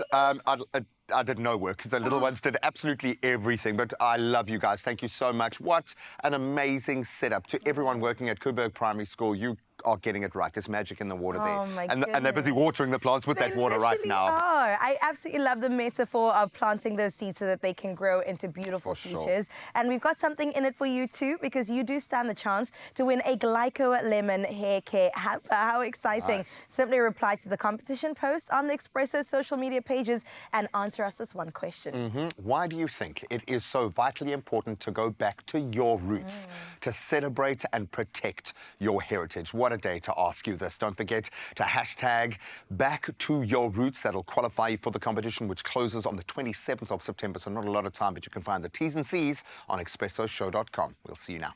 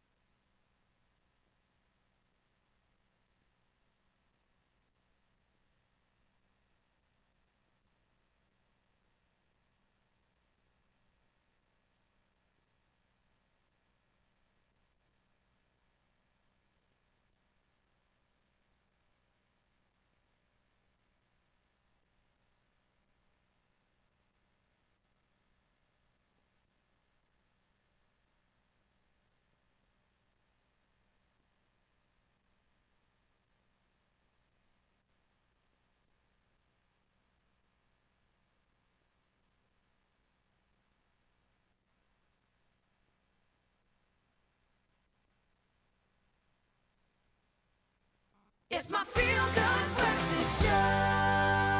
Oh, man, it's already been such a beautiful Heritage Day together, and we continue it right here on your Feel Good Breakfast Show, all in the name of finding out about how our cultures come together, particularly in a relationship. This is why we're joined by Ryan and Carmony, my beautiful couple. I'm so glad I'm still with you guys because I have a lot more questions to ask about your intercultural relationship. And I'm going to start with that exactly, your cultures. You know, what are the different things that you believe you've sort of adopted from each other when it comes to the ways in which you've brought your cultures together? Okay, I think Ryan can answer that. Yeah. And I think there's a fine line between culture and religion. So like something like Christmas, for instance, yes, it's a religious thing, but it's something that we all partake in. Yes. And that's what's been really fun from my perspective. I mean, like Carmony's family have been celebrating Christmas and Easter and those things. But for me, taking part in things like Diwali or Lakshmi prayers where we tie the red string, you know, those cultural things have been really fun for me to experience. And then that also what I feel brings the family closer together. I love that. And I can imagine so, because it's also something that is, when it comes to culture, it's a bond that you almost like, you know, that brings the family together, like you say. But then I also want to know, in terms of like it changing your views of just like life and just the ways in which you see South Africa and everything, how has that happened with you guys bringing yourselves together? It's interesting, yeah. I think it's interesting to see, to be honest, like when you marry, especially someone who's a different culture. Yes. You realize, okay, things maybe are discussed differently or celebrated differently. So I don't know, for me, I feel like that is different, like with the cultures. In terms of just like, you know, I want to say accommodating everybody. Okay, for example, like birthdays. Yes. I feel like it's more exciting in like for like Ryan's family. Like it's super exciting. Like for me it is, yeah, for our family it is, but it's not you're like this born. major Exactly. thing. Yeah. So for me that's been totally different. Yes. And I also want to get into a little bit of, for example, the attire, or even, the ways in which you learn about your ancestors and things like that. How has that sort of been for you guys as a couple that's not just, being yourselves, but also now raising a daughter? How are the ways in which you've incorporated that into your relationship? I love this. You two are so cute. You go first. Well, in our culture, I mean, there's just like suits. The clothing is really boring, to be honest. but have you, adopted any of the attire from the other side? It's been really fun. I mean, now if we go to weddings or things like that, it's really fun to put on a kurta or a traditional outfit. And people are like, oh my word, you look so nice. And I feel like the outfit's a lot more comfortable. And I think for my daughter, Surya, she wasn't normally interested in Indian attire, but now that she's growing up, I think she's becoming her own person, and I think for her it's really exciting. So for Heritage Day celebration at school, she wore the traditional outfit, and it was so cool and exciting for her. It was a moment. Yes, yeah. That's so beautiful. It was like the first time, and it was very, very nice for her. Yeah. And I think we're almost getting to experience our cultures through our daughter. Oh, that's true. Yes, we've got our cultures and we've got our things that we celebrate, but now that we're raising somebody and actively having to teach them these things, that's where we're getting to then. Because we get questions. Yeah. And I was going to ask you about that as well. Yeah. In terms of her, do you guys wait for her to ask the questions, or do you pretty much just kind of give her the information, or be like, here's this to wear, or what it may be? Yeah, I think so. And I think children, school will teach them things. Yes, we used to avoid it because we don't want to bring that to her attention, but then now we sort of had to. Because I think as much as we were born free or all these things, race was still very much prevalent in our upbringing. So in our household, race, we would never ever mention race or religion or culture. We wanted her to experience it all for herself, things like religion especially, and then decide what are the things that she wants to take from that. Wow. But then she'd come back from school and say, oh, I'm this or I'm that. She asked. Yeah, she asked. Yeah. You I can't love stop that. the questions. A smart baby girl. We appreciate that. And I also then want to ask you, because of course we know you guys come from different cultures, how do you then celebrate something like Heritage Day? Well, what is it that, you guys incorporate rather in terms of celebrating that day? Making biryani on the braai. Yes! Come over, please! And it's all about the South African heritage. Yeah. Really, it is. Beautiful. Guys, thank you so much for joining us. I think you've given us such a beautiful view, because it's one thing to sort of, what I might think, but to actually hear it from you, I think that's so much better, and particularly to get your view. So thank you so much, and happy Heritage Day. Thank you. Happy Thank Heritage you. Day. Oh, my word. This has been so much fun, because I feel like, with Relationship Tuesday, being able to incorporate this beautiful part of us, which is us having so much diversity in our country, but having that unity, that's what it's about, and being able to have that conversation as a family as well, Expresso fam. Right about now, though, I do know that Graham is standing by in Cape Teasy. Graham, what's going on, my love? I was going to say love conquers all. Love trumps all, but 53 million rand is okay. If given a choice, maybe. I don't know. But that's what's in the offing, 53 million rand, the total estimated Powerball and Powerball Plus jackpot. And it could be your ticket to the multi-millions this Tuesday. So choose to get a ticket. Tuesday, Heritage Day. Imagine waking up to some good news like that. What are you waiting for is the question. Play Powerball for an estimated 14 million rand and Powerball Plus for an estimated 39 million rand today. How can we buy tickets, Graham? Everybody's asking. Easy. You can buy your tickets in store with a smile on your face. As we always say, you can go nationallottery.co.za online. You can go and use their mobile app. You can use your cell phone banking app, or you can dial *120 *7529# for the USSD. By now, you should have that tattooed on your arm. Right. Absolutely. Now, we posted all these details on our Expresso social media pages, so please go and check them out. And Panda, Pusher, Play Powerball and Powerball Plus for 53 million rand in total estimated jackpots today. And I'm telling you right now that you could hit it lucky. You could. This time I hope you or I win it. Actually, I always hope that you guys win, but I want us to win. No, I feel like we're winning big time today, because we're not only exploring our heritage, but the relationships that exist within that beautiful cultural space. And of course, Jamaica have been friends of ours and very close friends for the last 30 years as our democracy has grown, and we're going to celebrate that in style. Oh, I love me some Jamaican food, man. I have had goat curry before and it was absolutely phenomenal. Well, bringing that back to South Africa, Clem is going to be in the building and he's going to share some of his favorite Heritage Day meals. I can't look at that. Cook Sisters. Cook Sisters, you're right. Cook Sisters. I broke Heritage Day Sea a little bit early yesterday. I had about 5. That's They were just everywhere I went. So I That should thought be it the would, daily it would allowance. be rude not to, you know? 5 Cook Sisters is what we recommend per day. We'll have a delve and a look into that straight after this. Wow, look at that.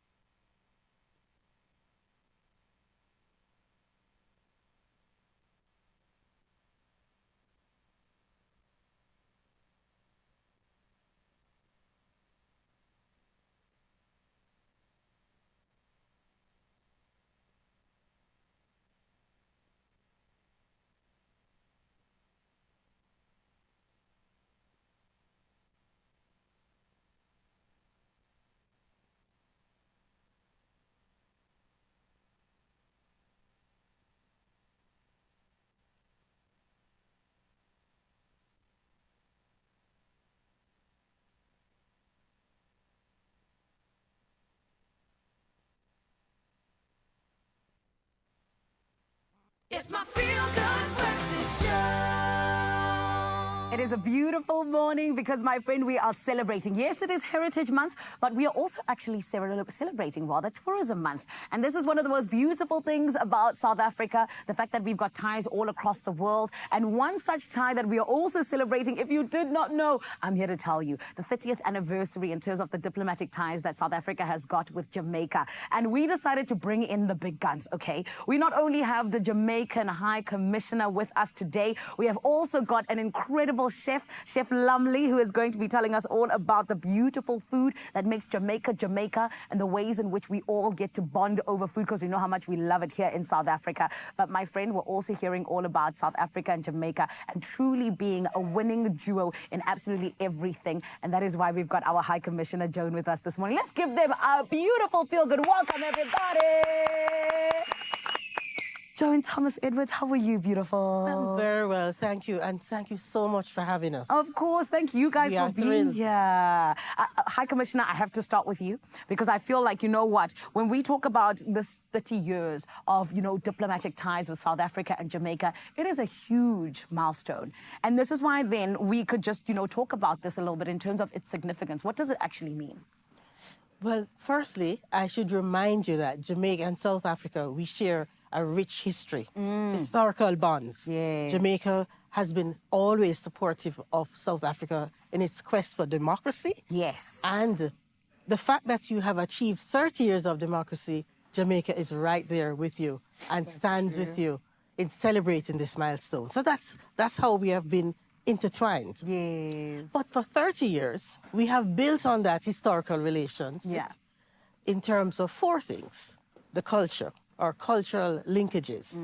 So we have arrangements, we have the educational exchanges, we have sports, we have tourism. So these are 4 things we have in common. Yeah. And over the past 30 years, we have had bilateral arrangements, agreements, which we are now seeking to build on to bring a more tangible relationship between Jamaica and South Africa. So those are 4 things that we have been working on. And we have been doing well with that. Very well. Very well. I mean, even at the Netball World Cup last year that was hosted in South Africa, all the South Africans were for Jamaica. Yes. And we absolutely loved it because it was just like this camaraderie that was so beautiful. That's right. Yes. Yes, even though we beat South Africa. You guys beat us. But as in, with you guys making it to the final, we were so excited about it as South Africa. But Brian, then food also brings us together. I feel like it should be number 5 there with the pillars because it's something that we all just really have that common love for. Talk to us about how you plan to and what excites you most about introducing Jamaican food to South Africans. Agreed.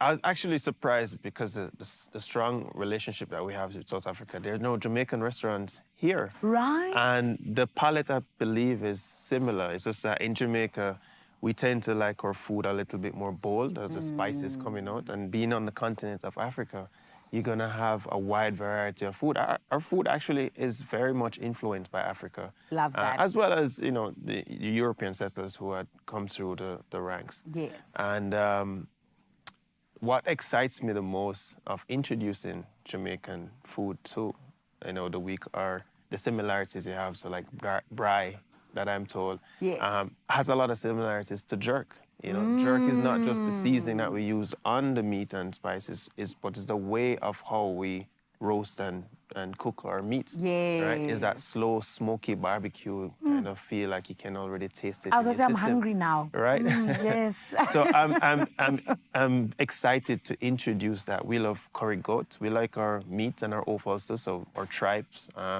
We have a soup called manish water that I'm excited to introduce to our guests this week. We have a bunch of events happening along this week. Yes, like your master classes, correct? Right. I love that. Yeah, so it's a way to introduce our cuisine, the history of our cuisine. And I'm also going to give them a taste of our ackee and saltfish, which is our national dish. It's pretty unique around the world. I think there's only a few places in Africa that consume this fruit. Yeah.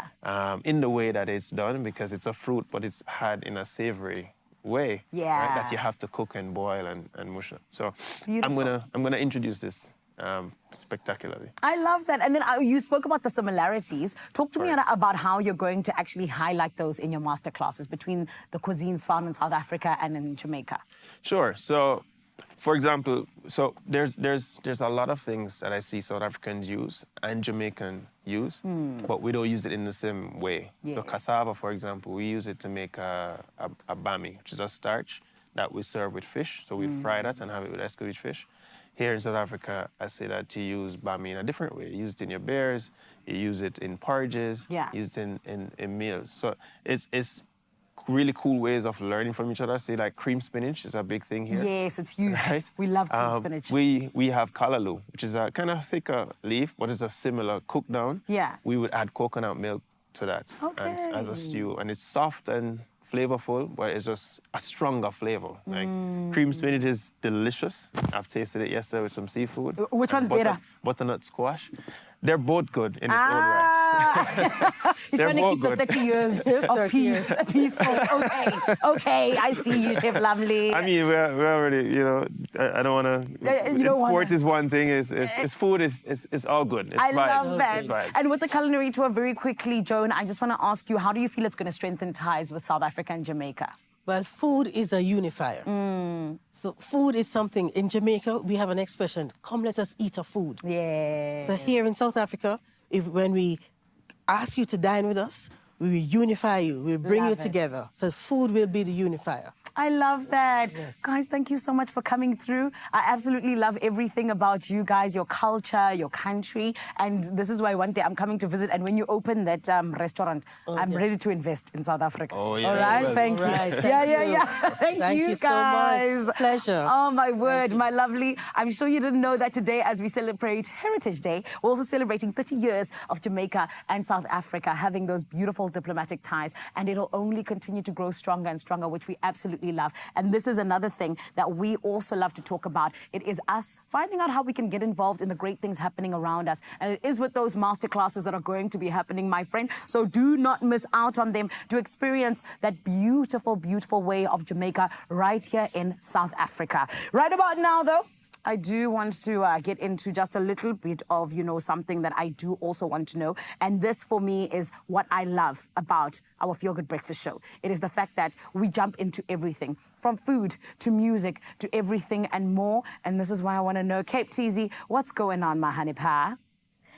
Hello, Zanele. Oh my goodness, I'm so jelly that you got to delve in a look into the Jamaican culture. But right now we're going to bring it home once again, because this morning we are celebrating South Africa's rich cultural heritage through the universal language of food. It's something you and I both understand very well. And here to bring us a Heritage Day menu inspired by the many flavors of our beautiful nation is Woolworths product developer Kanyesile Mbudu Williams, as well as Chef Clem in the building. Okay, we got to get into it. There's so much in front of me, but I think let's start with dessert because it's Heritage Day and we're allowed to. We're allowed to. We're adults now. There we go. Come on. Okay, Kanyesile, what are we getting into? So today we're making a malva trifle with a twist. Ooh. Personally, I do not like malva because it's sweet, and I also do not like trifle because of the textures, but that's very bold to say. The reason why I chose it is because malva, at any South African restaurant, you're bound to get malva as a dessert. Absolutely. So it's like very important to the heritage. And secondly, trifle in my family is so important. My late Aunt Lungu would make it at every occasion. Just with me taking something that, the amalgamation of two classic desserts and just putting a twist onto it. So we'll quickly assemble. We've got our malva pudding, our custard, a berry compote to cut through the sweetness, as well as some peanut butter on top just for crunch and texture. Delicious. Love, love, love. So what you'll start doing is by cutting your malva into squares. Okay. And then you're going to be layering that. So you also will add a base of custard at the bottom, just to also just create some color, because visual is very important. Like you eat with your eyes all the time. Okay, so if you don't mind, Carissa, if you just put out the squares for me. I can, and then can I put it in my mouth? Because I will eat this just like that. Not yet. Not yet, not yet. Okay.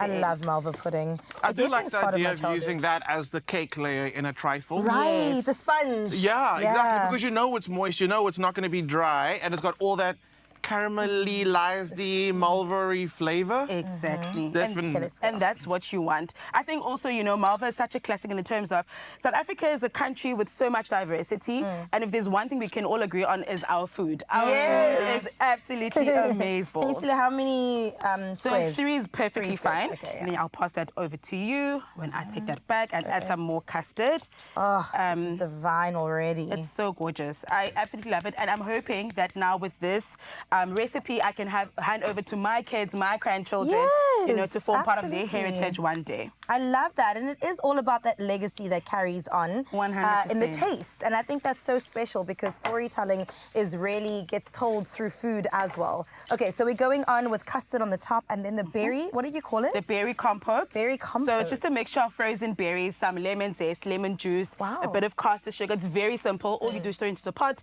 let it simmer down for a few minutes, let it cool, and then if you want, you can blend it, but it's always good to also keep the bit of the actual fruit just to create some texture, some height, some visual, and that really helps to cut through the sweetness. And the depth of color is so beautiful right now. It's Christmas. And I do like you said, because the malva is rich and it got that creaminess coming from the custard. Exactly. That sharpness of the berries is the hack. It That's does how you everything. That's how you come back for seconds. And thirds. But then you come on with a peanut brittle. Oh. You would never think, right? You would I know. It's kind of giving PB&J, peanut butter and jam. Exactly. So peanut brittle is also important to me, I say, Yeah. because it used to be a treat between my mom and I. Yes. So it's just like to add a bit of crunch, texture, and also great flavor as well. Yeah, and bring in that memory. Exactly. I remember the corner store, the Bubby store growing up. I would always walk away with that peanut brittle in the clear package. Exactly. I loved it. And you see, you're done. So Yeah. quick, so simple, so easy, and this is your Heritage Day dessert. That is I know very we're going to have to put it there. I can't even taste it. It's all right, Clem. Let's see what's going on here as we move across. All right, so we've got the amazing convenience coming through from dessert. And what I love is you can actually have like a little assembly station when you're entertaining as well. Exactly. That's pretty cool. And we're continuing the convenience on this side of the year. We're coming through with the ox tripe. And we know that all the love, all the time has gone into cooking the tripe already. So it's only about you just coming together and adding that little bit of a uniqueness to it to make it your own. Because we're not spending days, hours, months in the kitchen, okay? Then we've got the Rubikis.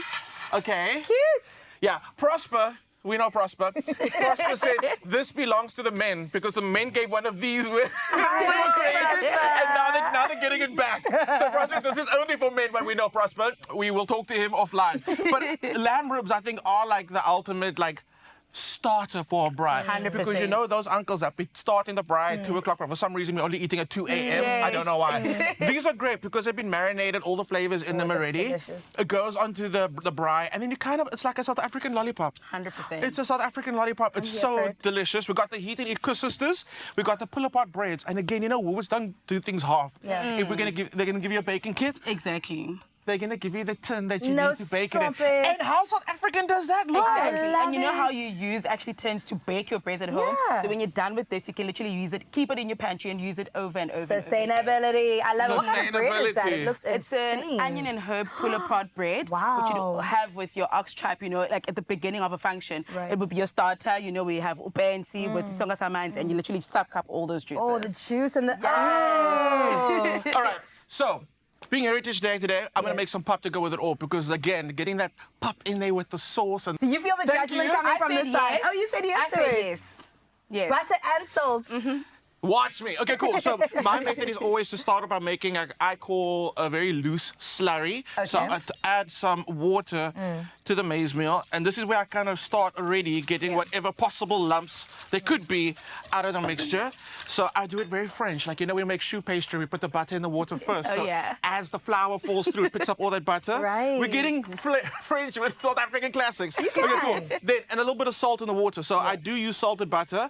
But I'm adding extra salt. I'm salty like that. Okay. You really are. I'm salty like that. South African also. Flavor is very important. It is important. Add that extra knob of butter, in fact. Just There we go. So now I add this to the mixture, and here's where I just start stirring very quickly. Yeah. But I alternate. I start off with the flat end of the spoon. Once it starts getting thicker, I rotate. And I start using the back. Okay, cool. But the trick is to just to like stir. Yeah. But you really get arm day action in with making pap. It's crazy. As it gets like a bit thicker, come on now. Yeah, it gets there. Apparently in some cultures, it's also a test if you're a good wife. Oh. For you to make pap for a large family. So Okay. Yeah. Can I come to you for practice? There we go. There we go. Before I cross over the line. And the thing is also you got to have that coordination. You got to be able to multitask. You got to be busy, yeah, but also like things. There we go. That's what I'm working on because me, simple, one job at a time. But we are here and it's looking good. And again, the whole idea behind this range is convenience. Yes. Spend the time with the people. Don't be spending your time in the kitchen. But the flavors are so authentic. And it's coming delicious. clutch. It's such a good time too. I mean, we are pre-festive season right now. I feel it in the air, and this is exactly what we need. I mean, on a casual Saturday, imagine having the friends over, the family over, and then enjoying this. I've got my eyes on that dessert. That's all I'm saying. Well, the Chase of Tradition Woolworths food selection is curated to arouse the joyous spirit of our collective heritage, all right? So shop all your Heritage Day ingredients. You could do it. You know the deal already. You could go in-store, online, and even on the app. How convenient. I'm going to grab that. Kanyasile, can you do me the honors? Okay. All right. Let's do a taste. You're going to test. continue with the pap, but let me enjoy the works of your hand. I mean, you A really little chef. did put it in. And we're going to enjoy this. Pass me a spoon, Sorry, Clem. Clem. It's fine. I'll just stand on the side. Just being busy. Just use this. Too busy.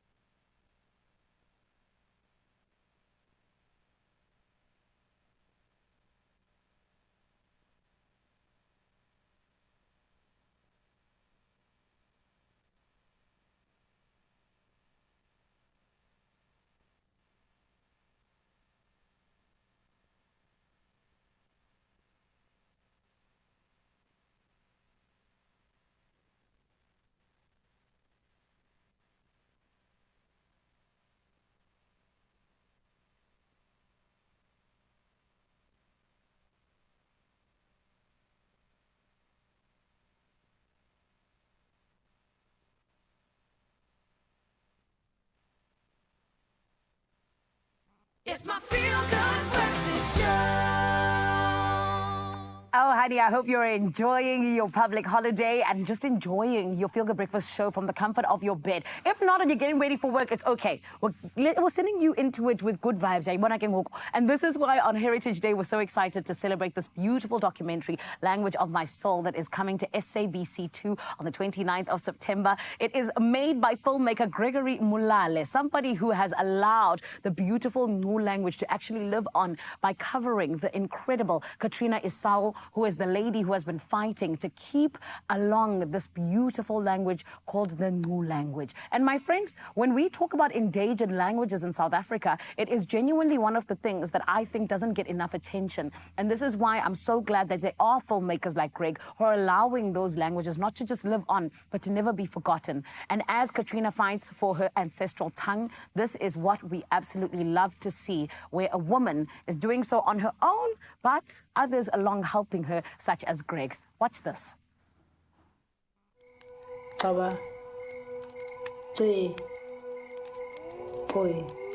Lang gelede het die diere ook aan gepraat het. En die Bushman het saam met die diere gepraat. Van die taal kom uit die natuur uit.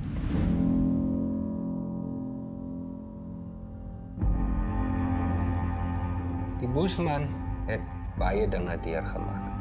Soos die wilde diere gevlug het, so moes hy ook soos 'n wilde dier vlug. Want daar was geld as jy Bushman is.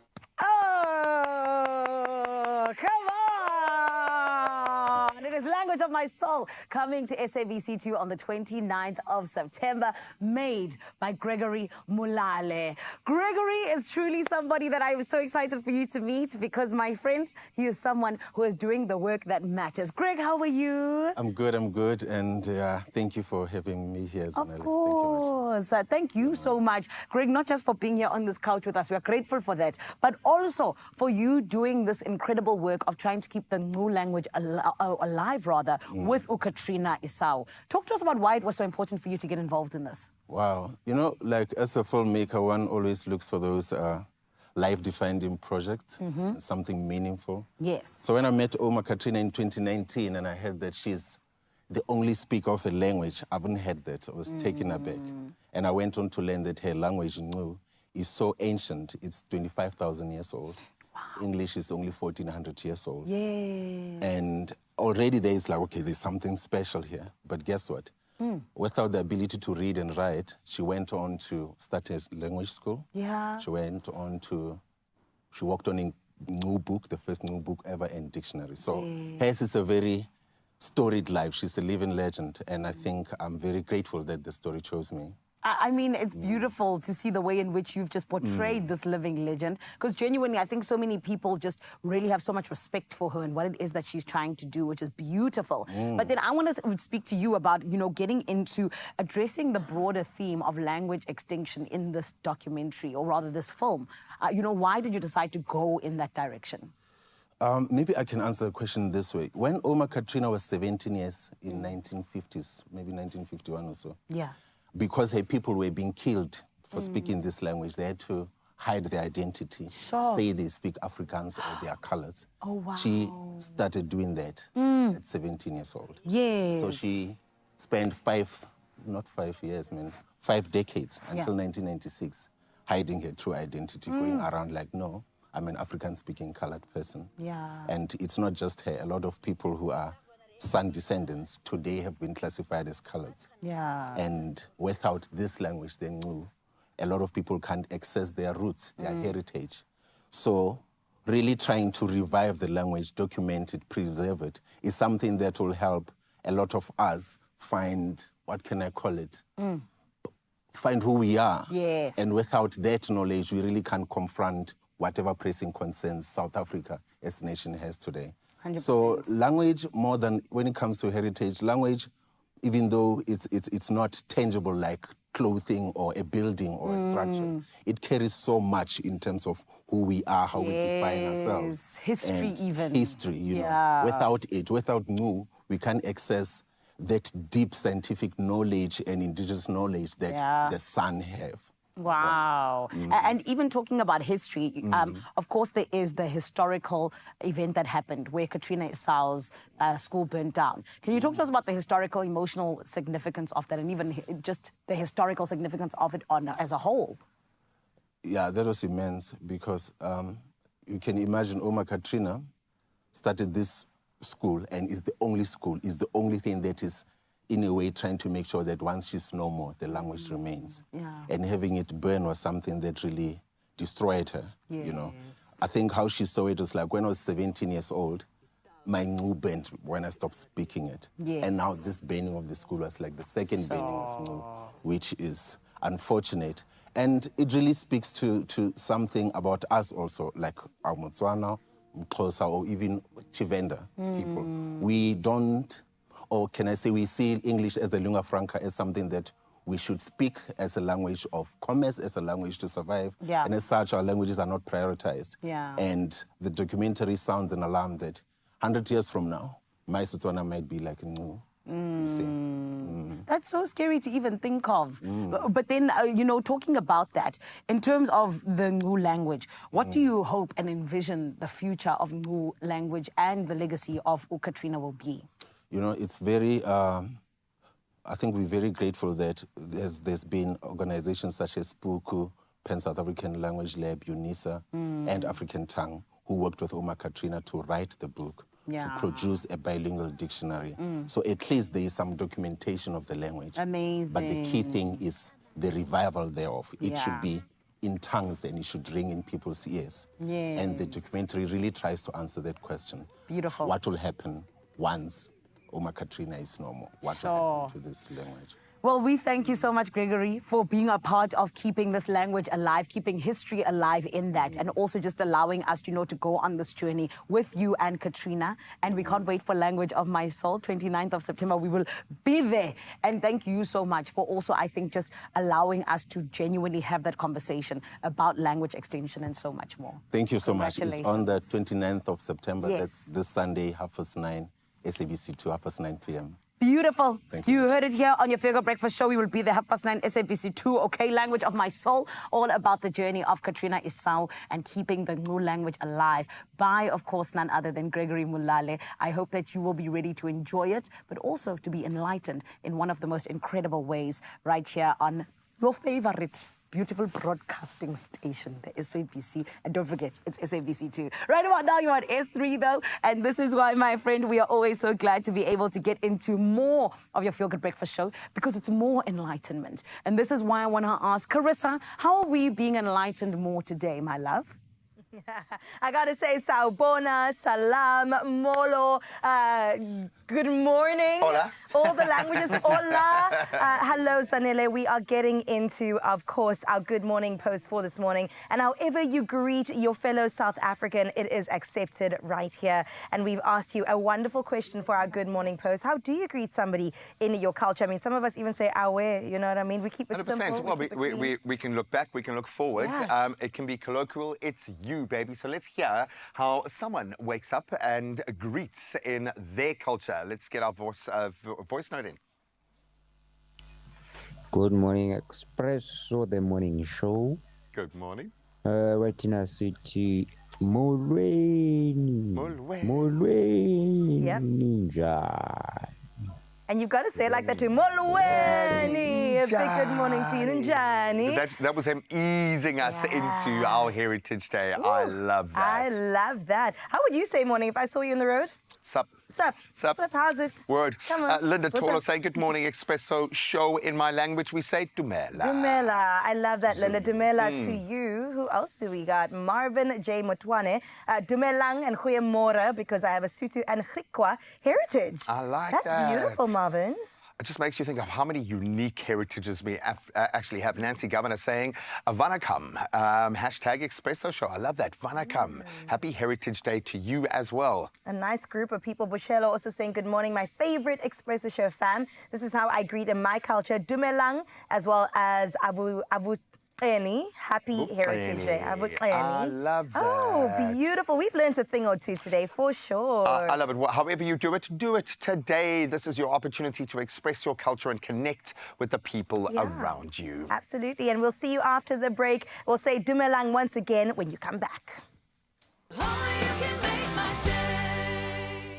Win with the Tastemaster Junior and Clover. Watch this week's show and bake a savory pie from scratch using your favorite Clover products. Upload it to socials by replying to the competition post using hashtag the Tastemaster Junior and hashtag Clover Made with Love.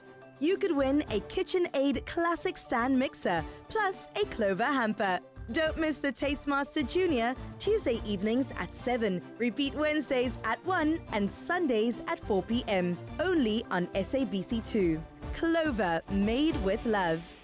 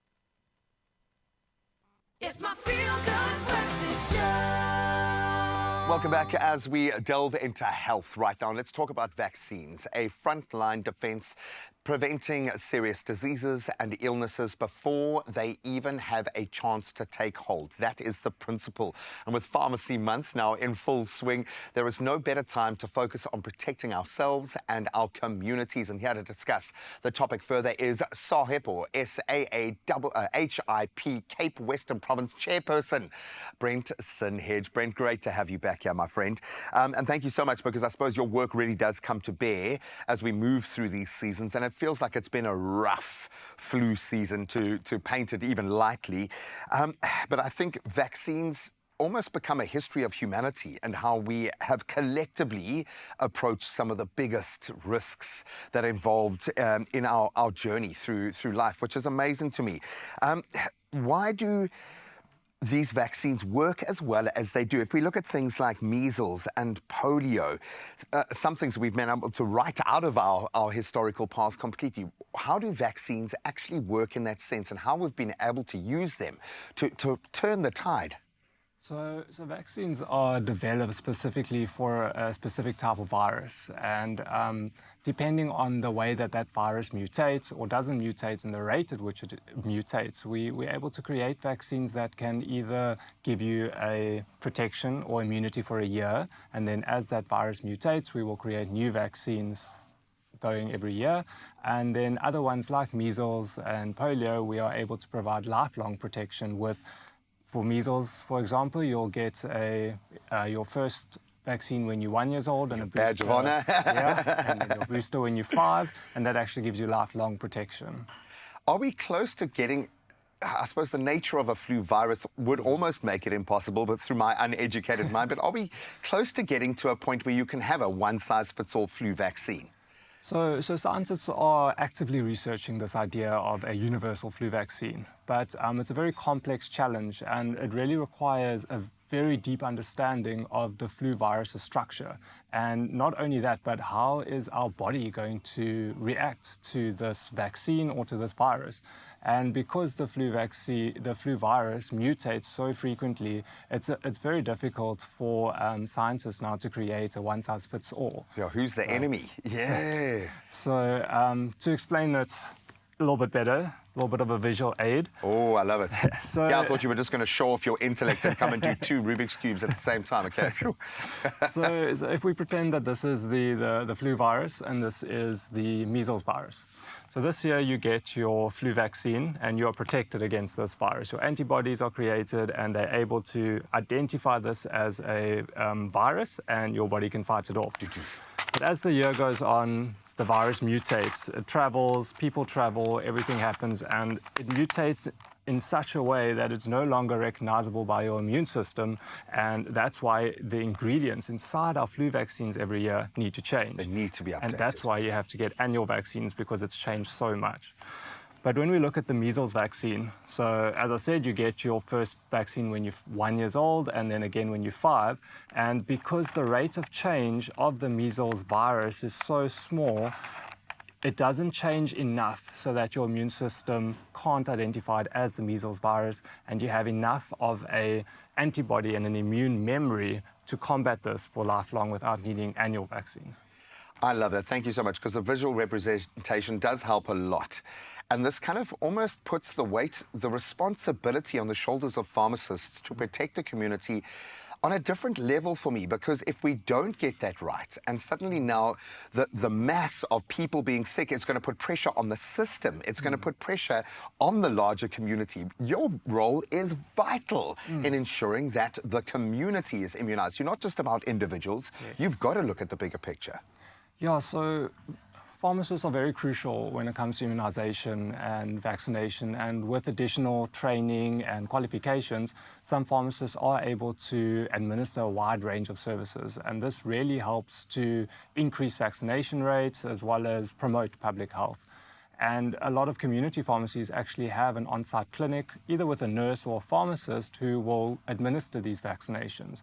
And they're able to administer all the vaccinations for babies and children, such as your measles, mumps, rubella, your HPV for the prevention of cervical cancer, which is very important in young girls. For sure. And then also the influenza virus for your at-risk population, such as your elderly, the ones...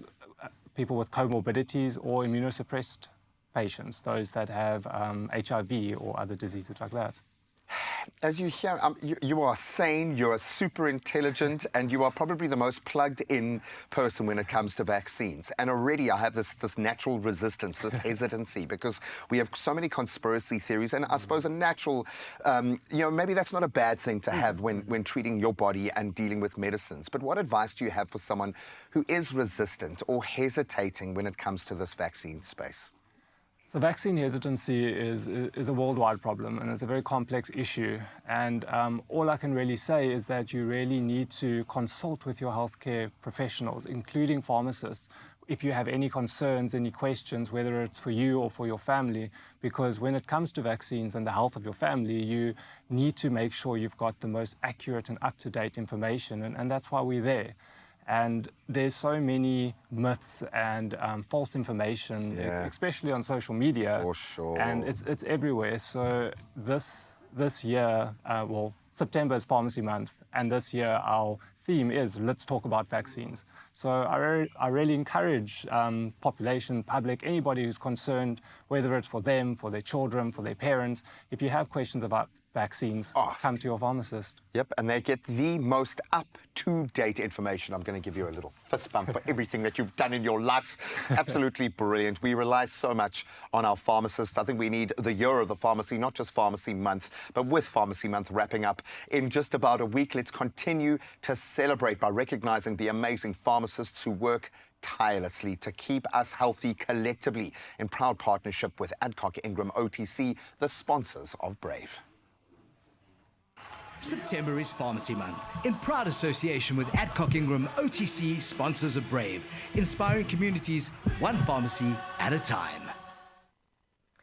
All right, about now, we continue this conversation as we celebrate Pharmacy Month. Let's take a moment to recognize and appreciate the incredible work our pharmacists do every single day. And today, we pay tribute to Arinal Rustenburg Square Pharmacy, proudly brought to you by Adcock Ingram OTC, sponsors of Brave. September is Pharmacy Month, in proud association with Adcock Ingram OTC, sponsors of Brave, inspiring communities one pharmacy at a time. This is Pharmacy of the Week. To be a pharmacist is to serve the community. We are here to help, and it's a very satisfying job, and that's why we do it. Without a community, the pharmacy wouldn't exist, and we need to take hands in the community to help where there's help needed. That's why they're important. Healthcare is a necessity to everybody, and self-care, everybody is educated with Google, so we are the next step after Dr. Google tell the patient what to do. Being brave means doing the right thing at the right time. It's difficult times with difficult people. Everybody's got their own needs, but still doing the right thing at the right time. Pharmacy of the Week, proudly brought to you by Adcock Ingram OTC, sponsors of Brave, inspiring communities one pharmacy at a time. Carenza Parisi, proudly brought to you by Adcock Ingram OTC, sponsors of Brave. Oh man, we do love our pharmacists for their unwavering care and support. Thank you so much for the work that you do. And right now, you do stand the chance to win a 1,000 Rand cash voucher with Adcock Ingram OTC, sponsors of Brave Pharmacy Month competition. Simply reply to the competition post on the Expresso social media pages and tell us this one thing: who your favorite pharmacist is and why. Now, don't forget to use that hashtag sponsors of Brave. The competition does close at midday, Friday the 27th of September. That's this Friday. Now, T's and C's can be found on expressoshow.com. Beautiful work we're doing right here on Expresso, and we are not done. We still have so much more coming your way, baby, on, of course, this Heritage Day as we continue celebrating the rich and beautiful culture of South Africa. We'll see you after this.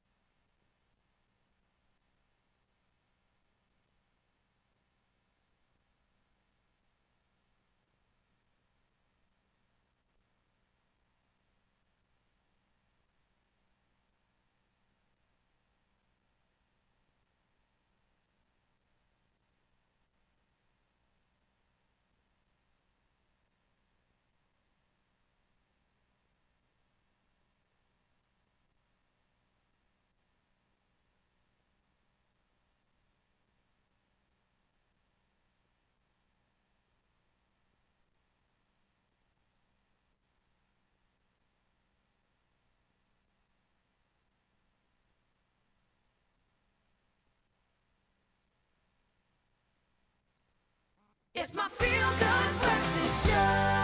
There are stories of strivers, and we're inspired by them all. We invite you to write your story with us. Your story matters. ABSA.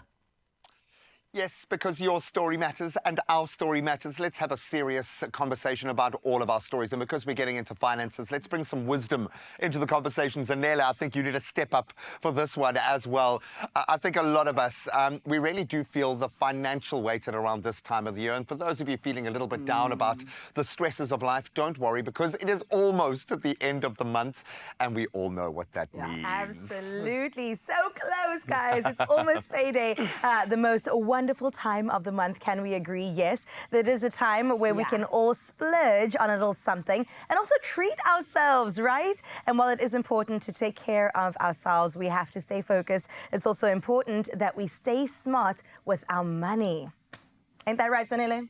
100%. Yeah, of course. Because, my love, all it takes is taking a little bit of your money and putting it aside to hopefully have some really great rewards in the end. And the thing is, it is often difficult to kind of figure this out and, you know, find out how exactly we can do it, which is why we have our fave who is going to be helping us out. It is the beautiful Tumi Morake with I Grew It, the series that is all about getting you 100% right with your finances. Check this out. Kula cook, kula planty, kula planty. Yo, guys. So this is what investing is like, eh? You just plant and wait to see if it grows. I've also heard that investing is like shopping. What you ordered versus what you got. It can be risky. But I have also learned that it can also be a way to build for the future or even just secure for your future self. However, today, at Future 231 has a question that I know a lot of you have wondered about when it comes to investing. Hey, besties. You know they say if it's nice, play it twice. I'm back with Tawanda.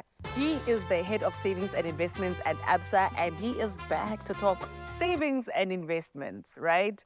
They're different, but what is the difference? It's about putting away money for access at a later stage.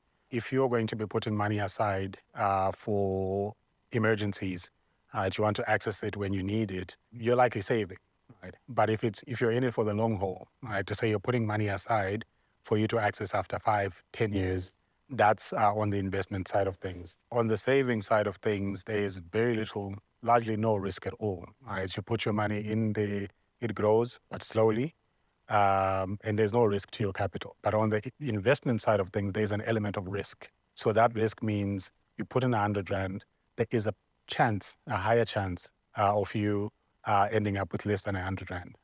Find out how you can better understand investing and rewrite the story of your finances with I Grew It.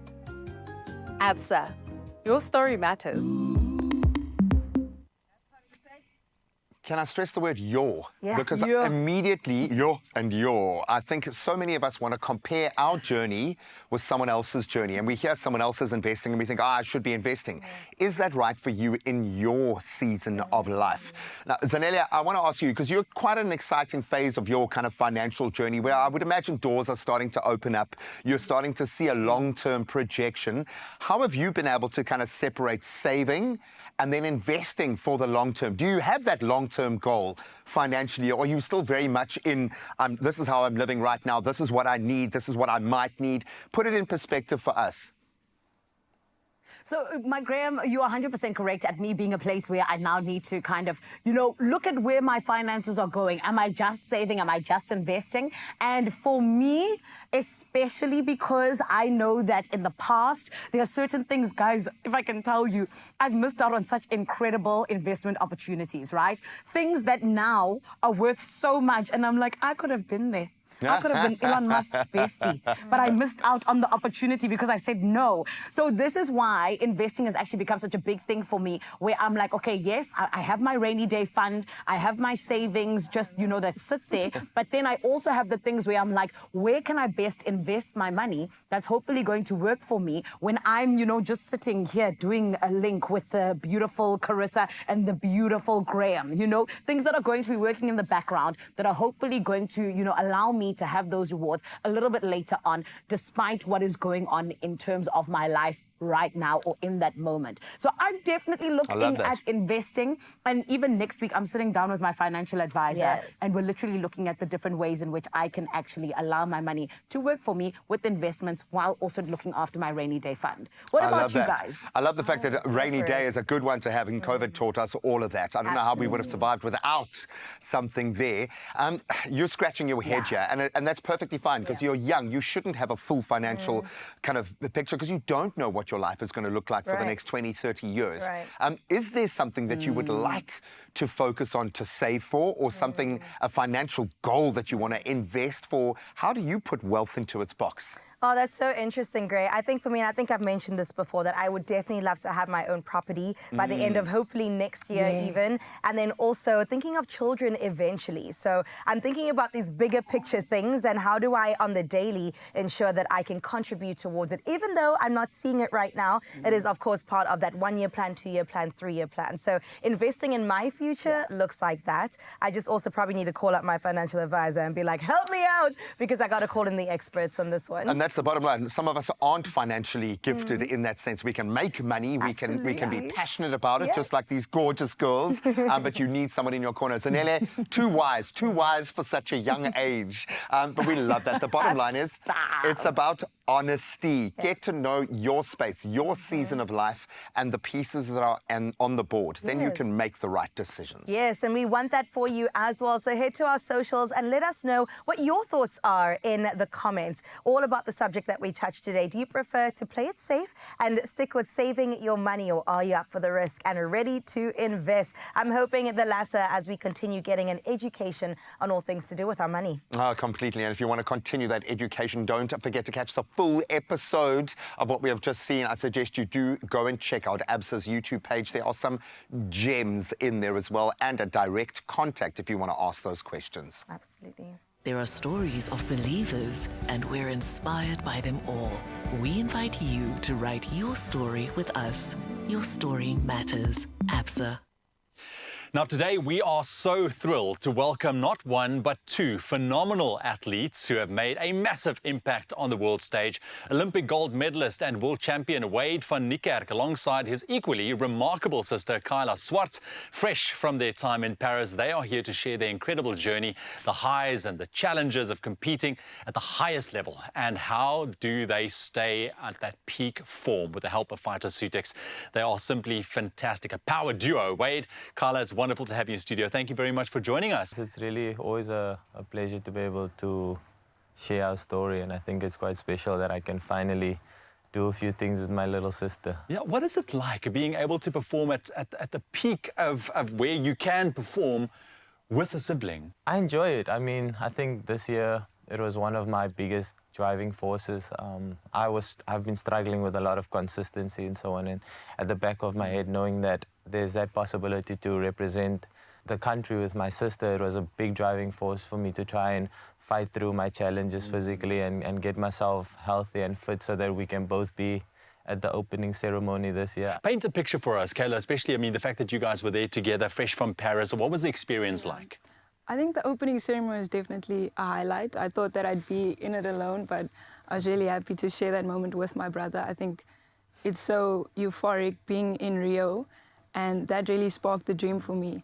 And then coming to the realization that, wow, I'm really here in Paris, sharing this with my brother, with my family, was probably, it was so special. Yeah. And give us a bit of a look back into you guys growing up, because obviously it seems that you both have very competitive natures within yourselves, so safe to assume that you guys were constantly chasing around the house. I wouldn't say we chased each other around the house, but I think the competitive nature definitely in the family. We'd play a lot of board games, Monopoly. I'd always fight to play soccer and rugby with my brothers.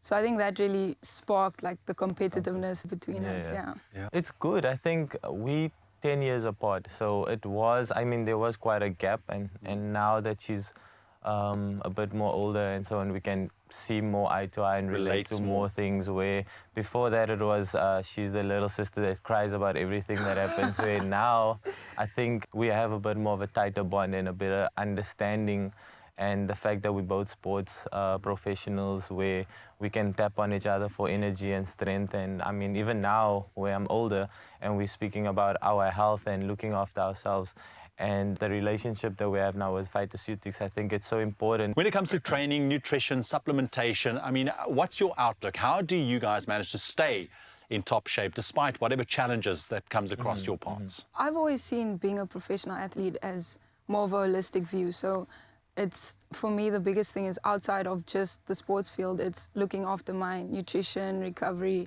social life, feeding off of my family. So I think the biggest blessing for me is having my brother in my corner, someone who's already been there, done that, to show me the ropes. Yeah, I think mine is a bit the opposite way, because I'm now a bit of at the latter stage of my career, and she's at the beginning stage where I need to lean on someone that has that young, reckless driving force as an upcoming sports person. I think that's where I try and lean more towards her, because then you see someone that's just pushing themselves constantly to the limit, and I'm like, maybe I can push myself a bit more.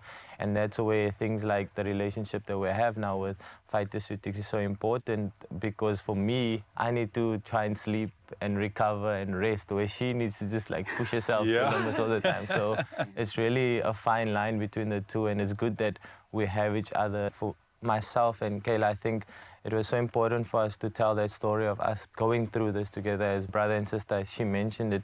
She was with me in Rio when I broke the world record, and that's what sparked her dream. I think she was like 12 years old, something. 12, and that's what sparked her dream to want to be at the games as well. And then the team approached us, and they would love to work with us. And we were like, for sure, let's try and get into things. And they were so excited to work with both of us. And I think that was a beautiful thing for me, the journey with my sister and I. I love that, because I mean, you guys both in your different disciplines as well, some products that really stand out for you that help you in your respective fields.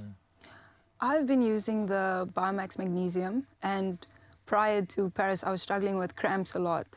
And I think since I've been using that, it's really helped with like my muscle recovery, been helping with my sleep actually as well. So I think the magnesium has definitely been helping me. It's nice to find a product that you can actually feel working. Yeah, you feel the difference, yeah.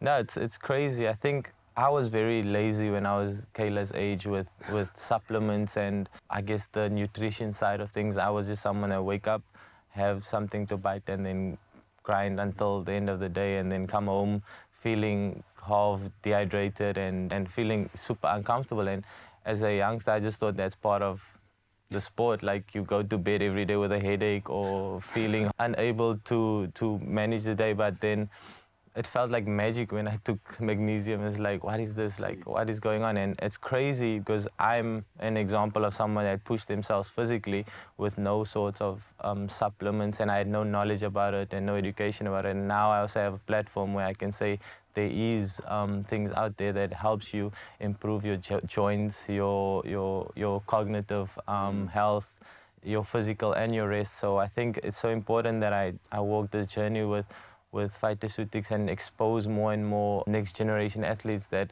you don't have to push yourself to the limit and let a headache put you to sleep. Exactly. But I think it's also taking a look at, I mean, you guys are really at the top of your game. I mean, you want to make sure that you align yourself with quality, and that is what you found in phytoceutics as well, because I think a lot of people have this question. There's so much options out there, but from the journey that we've walked on the show with them as well, I mean, they really put the utmost care into what goes into their products. And that you can feel when you take it. I'm sure you can attest to that as well. I've always struggled with supplements because of the taste. And I think with phytoceutics, I was telling my father yesterday, there's a oral spray for vitamin D13, and it tastes like nachi juice, if I could say. So I actually enjoy taking the supplements. I've also had the collagen gummies, and they taste like sweets. So I think, to me, I look forward to taking my supplement every day because they taste so good. See, when you reach that level, you know you've done it right. Thank you very much for joining us this morning, for sharing your journey and just having a chat. It's nice to have the both of you on the couch for once. Now, remember, you also stand a chance to win a 1,000 Rand phytoceutics voucher. So what you need to do to enter, all you have to do is take the Phyto Health Quiz on phytoceutics.com/Expresso. And those T's and C's do apply. You can find them on our website, expressoshow.com. Optimize your gut health with Phytoceutics range of pre, pro, and postbiotics. Use code Expresso for 15% off at phytoceutics.com.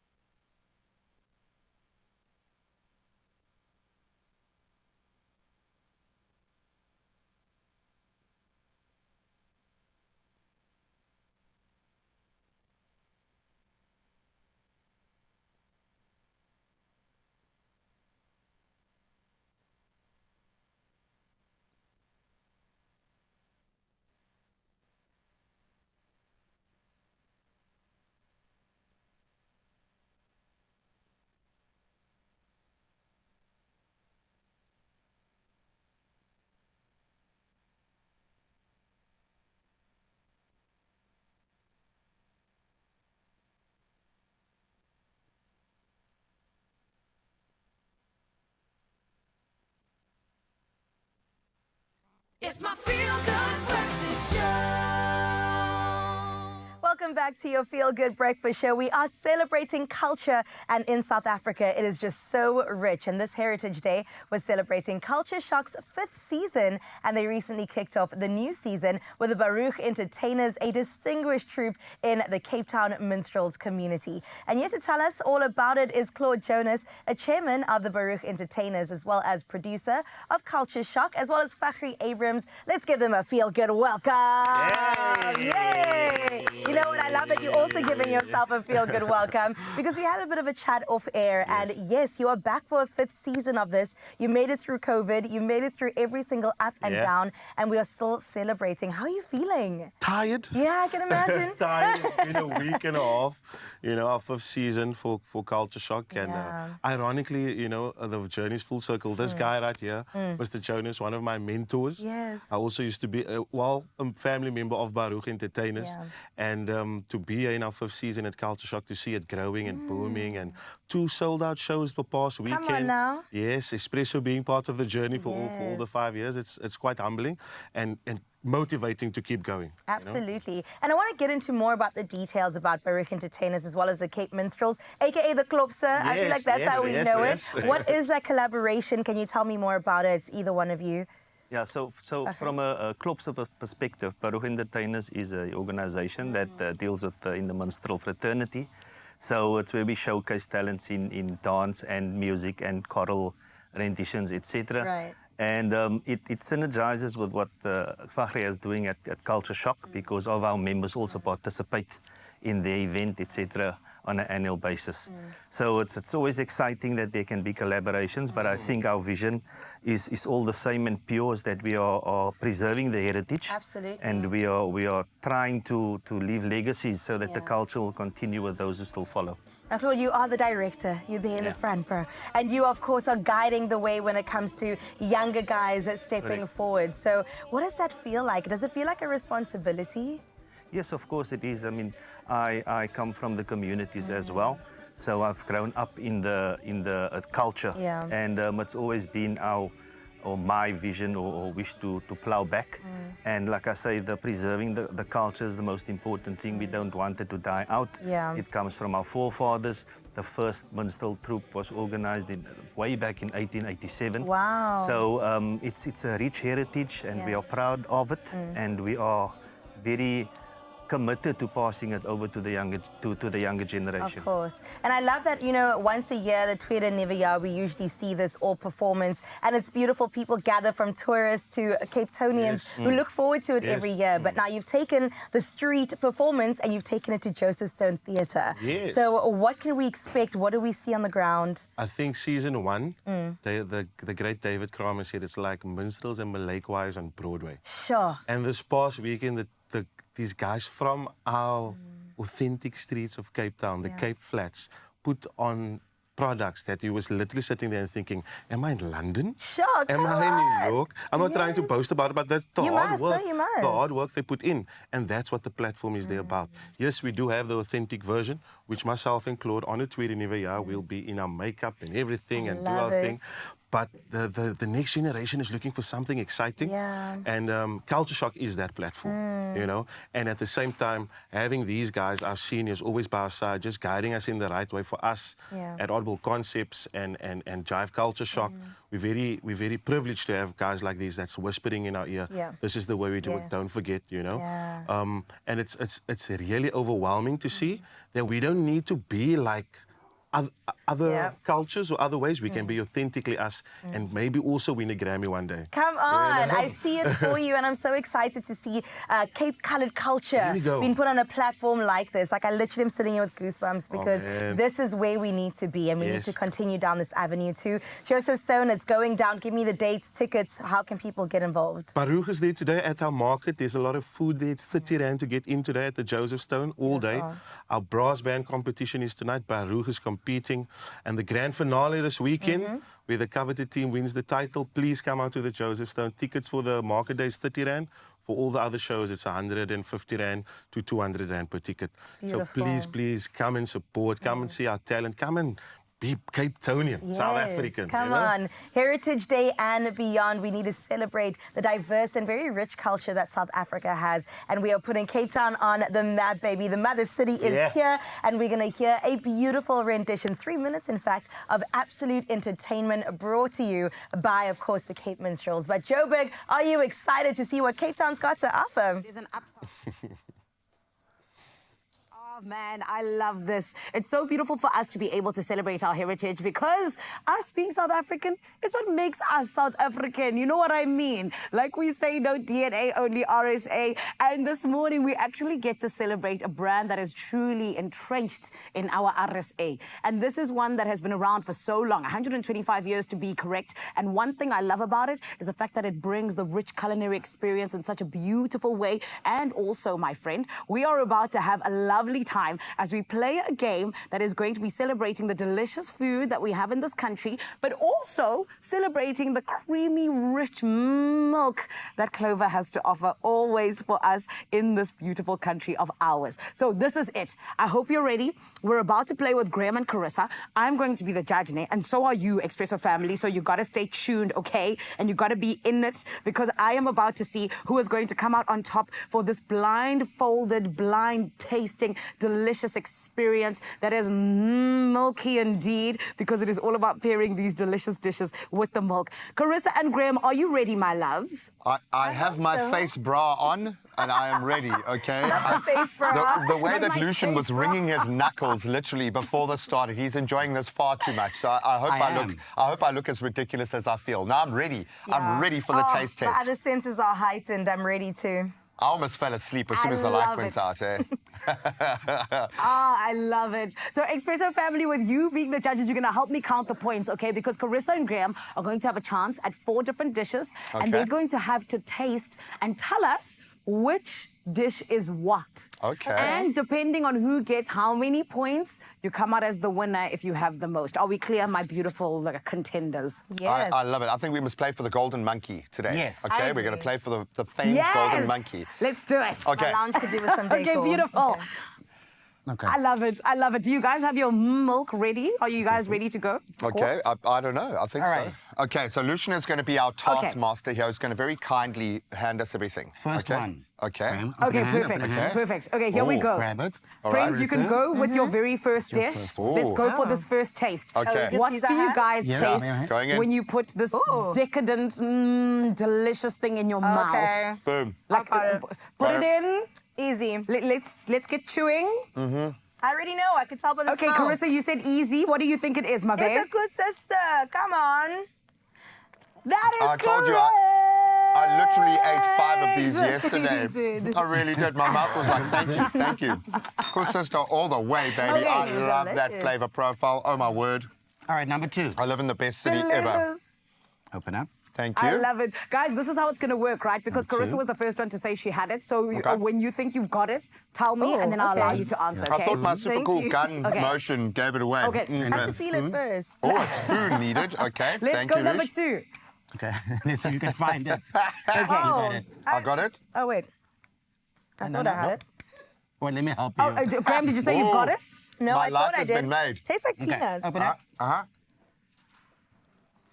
Oh. Graham, are you coming through to answer? Answer. Okay, It's what like do you a think it Melba is? pudding with a peanut brittle. That's what I'm feeling. That's It correct. is indeed a Melba pudding.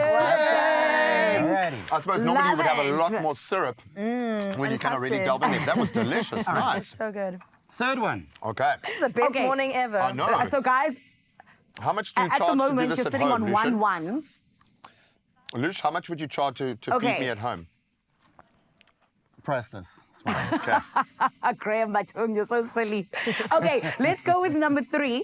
And while you guys put this one in your mouth, I'm going to give you a little bit of time.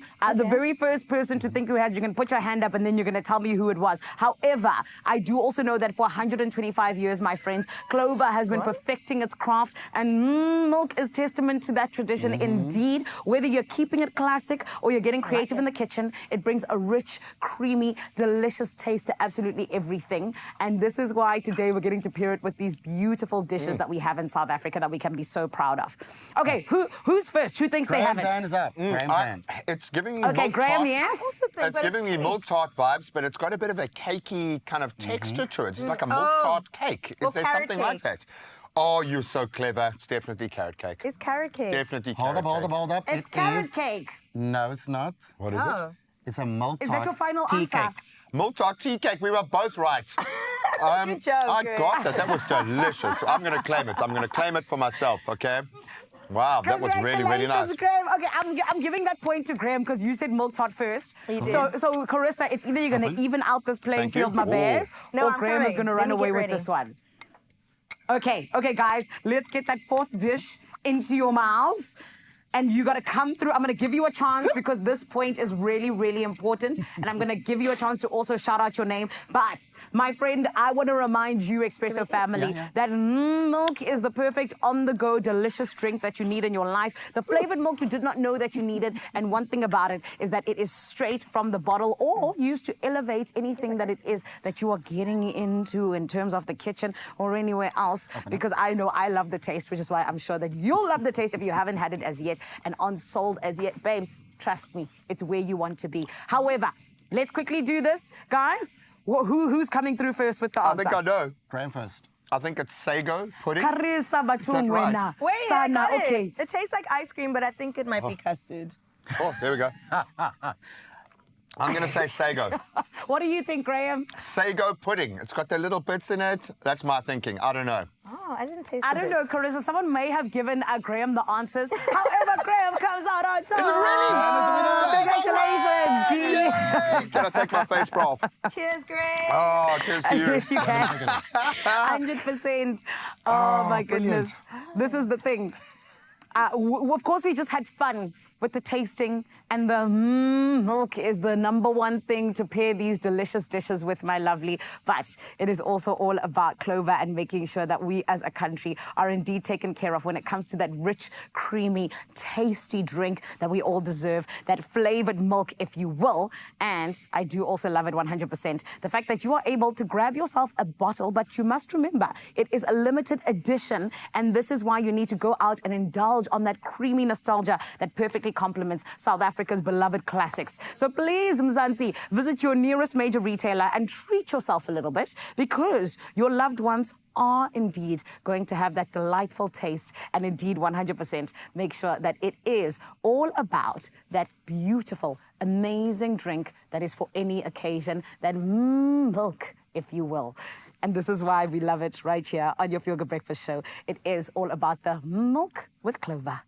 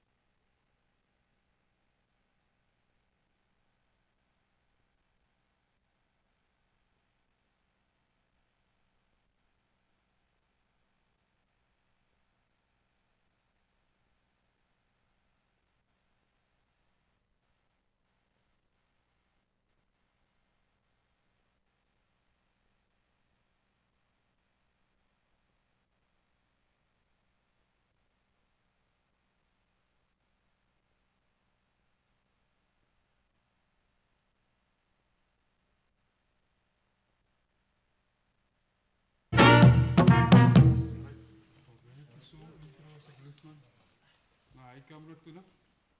Can you you know time? We are time. 5 minutes. Okay. But you? Man goes down, you lie.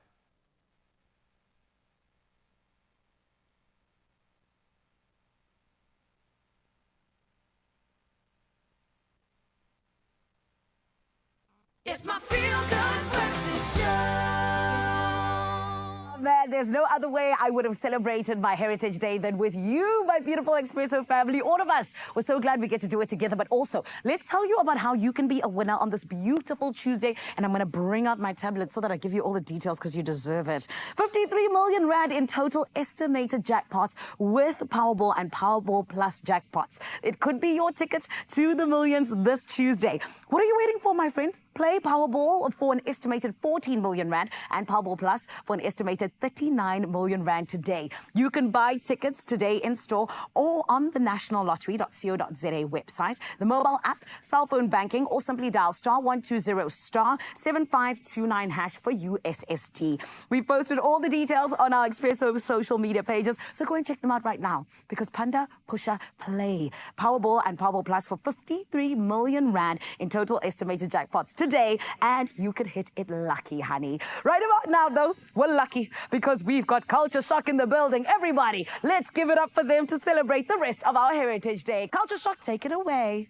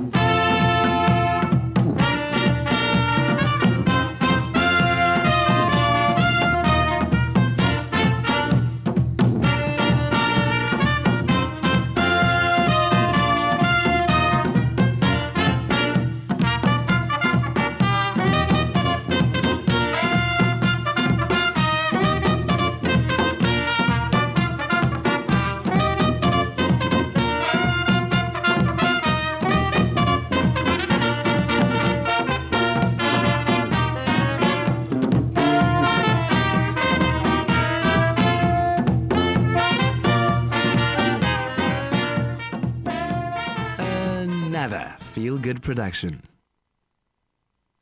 Experience the new face of Clover Olive Pride Oils. Your same trusted choice for premium olive oil. Same great formulation, fresh new look.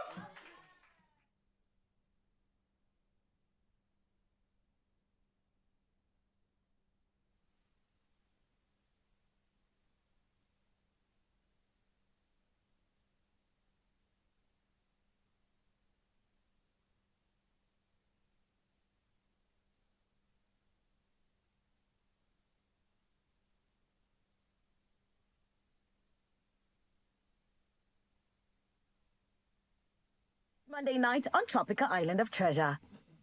Catch the rebroadcast of Tropica Island of Treasure Monday night at 9 on SABC 1. Can I say at 9 p.m.? Hi, Bosana. At 9. So we're going to do 2 versions. Catch the rebroadcast of. So try and do like with cause of something. Doesn't make sense. He need rebroadcast. Exactly. I was like, He need. So, but that's how you, I think Bobo was supposed to make it to myself and look food. So I think we should ask him to do this. Before you respond. So you look over that for safety, they should came to Ngomvulo ngo-9 ku-SABC 1 Mzansi for sure. I'm gonna add Mzansi for sure. Yes.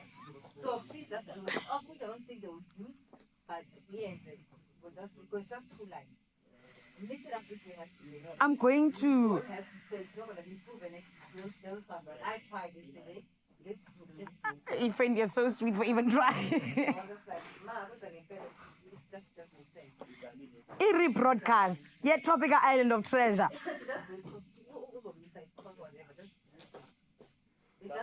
Idlala ngomvulo. Ambano. Anomfuna didn't respond because she said nonsense.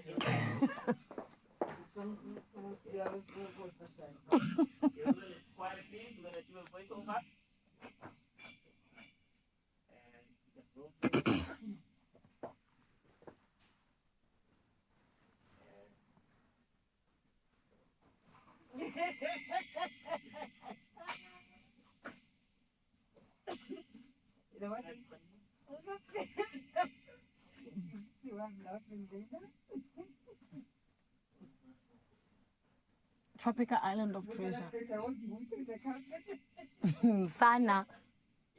Boo. Okay, we are rolling.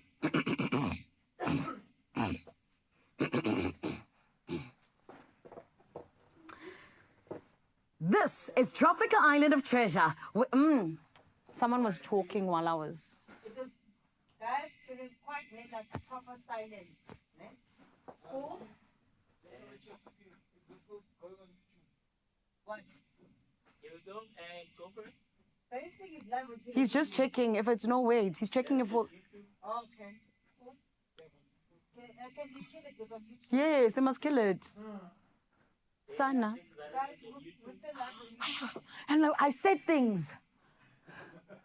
I'm going to be incriminated. I said things about other people. I know. Thanks, Mr. Sam, for saying that. Sana. What is the need to read the corners? Is she in a naughty corner? She's been naughty. Sana. Ha. Ha, ha, ha. They...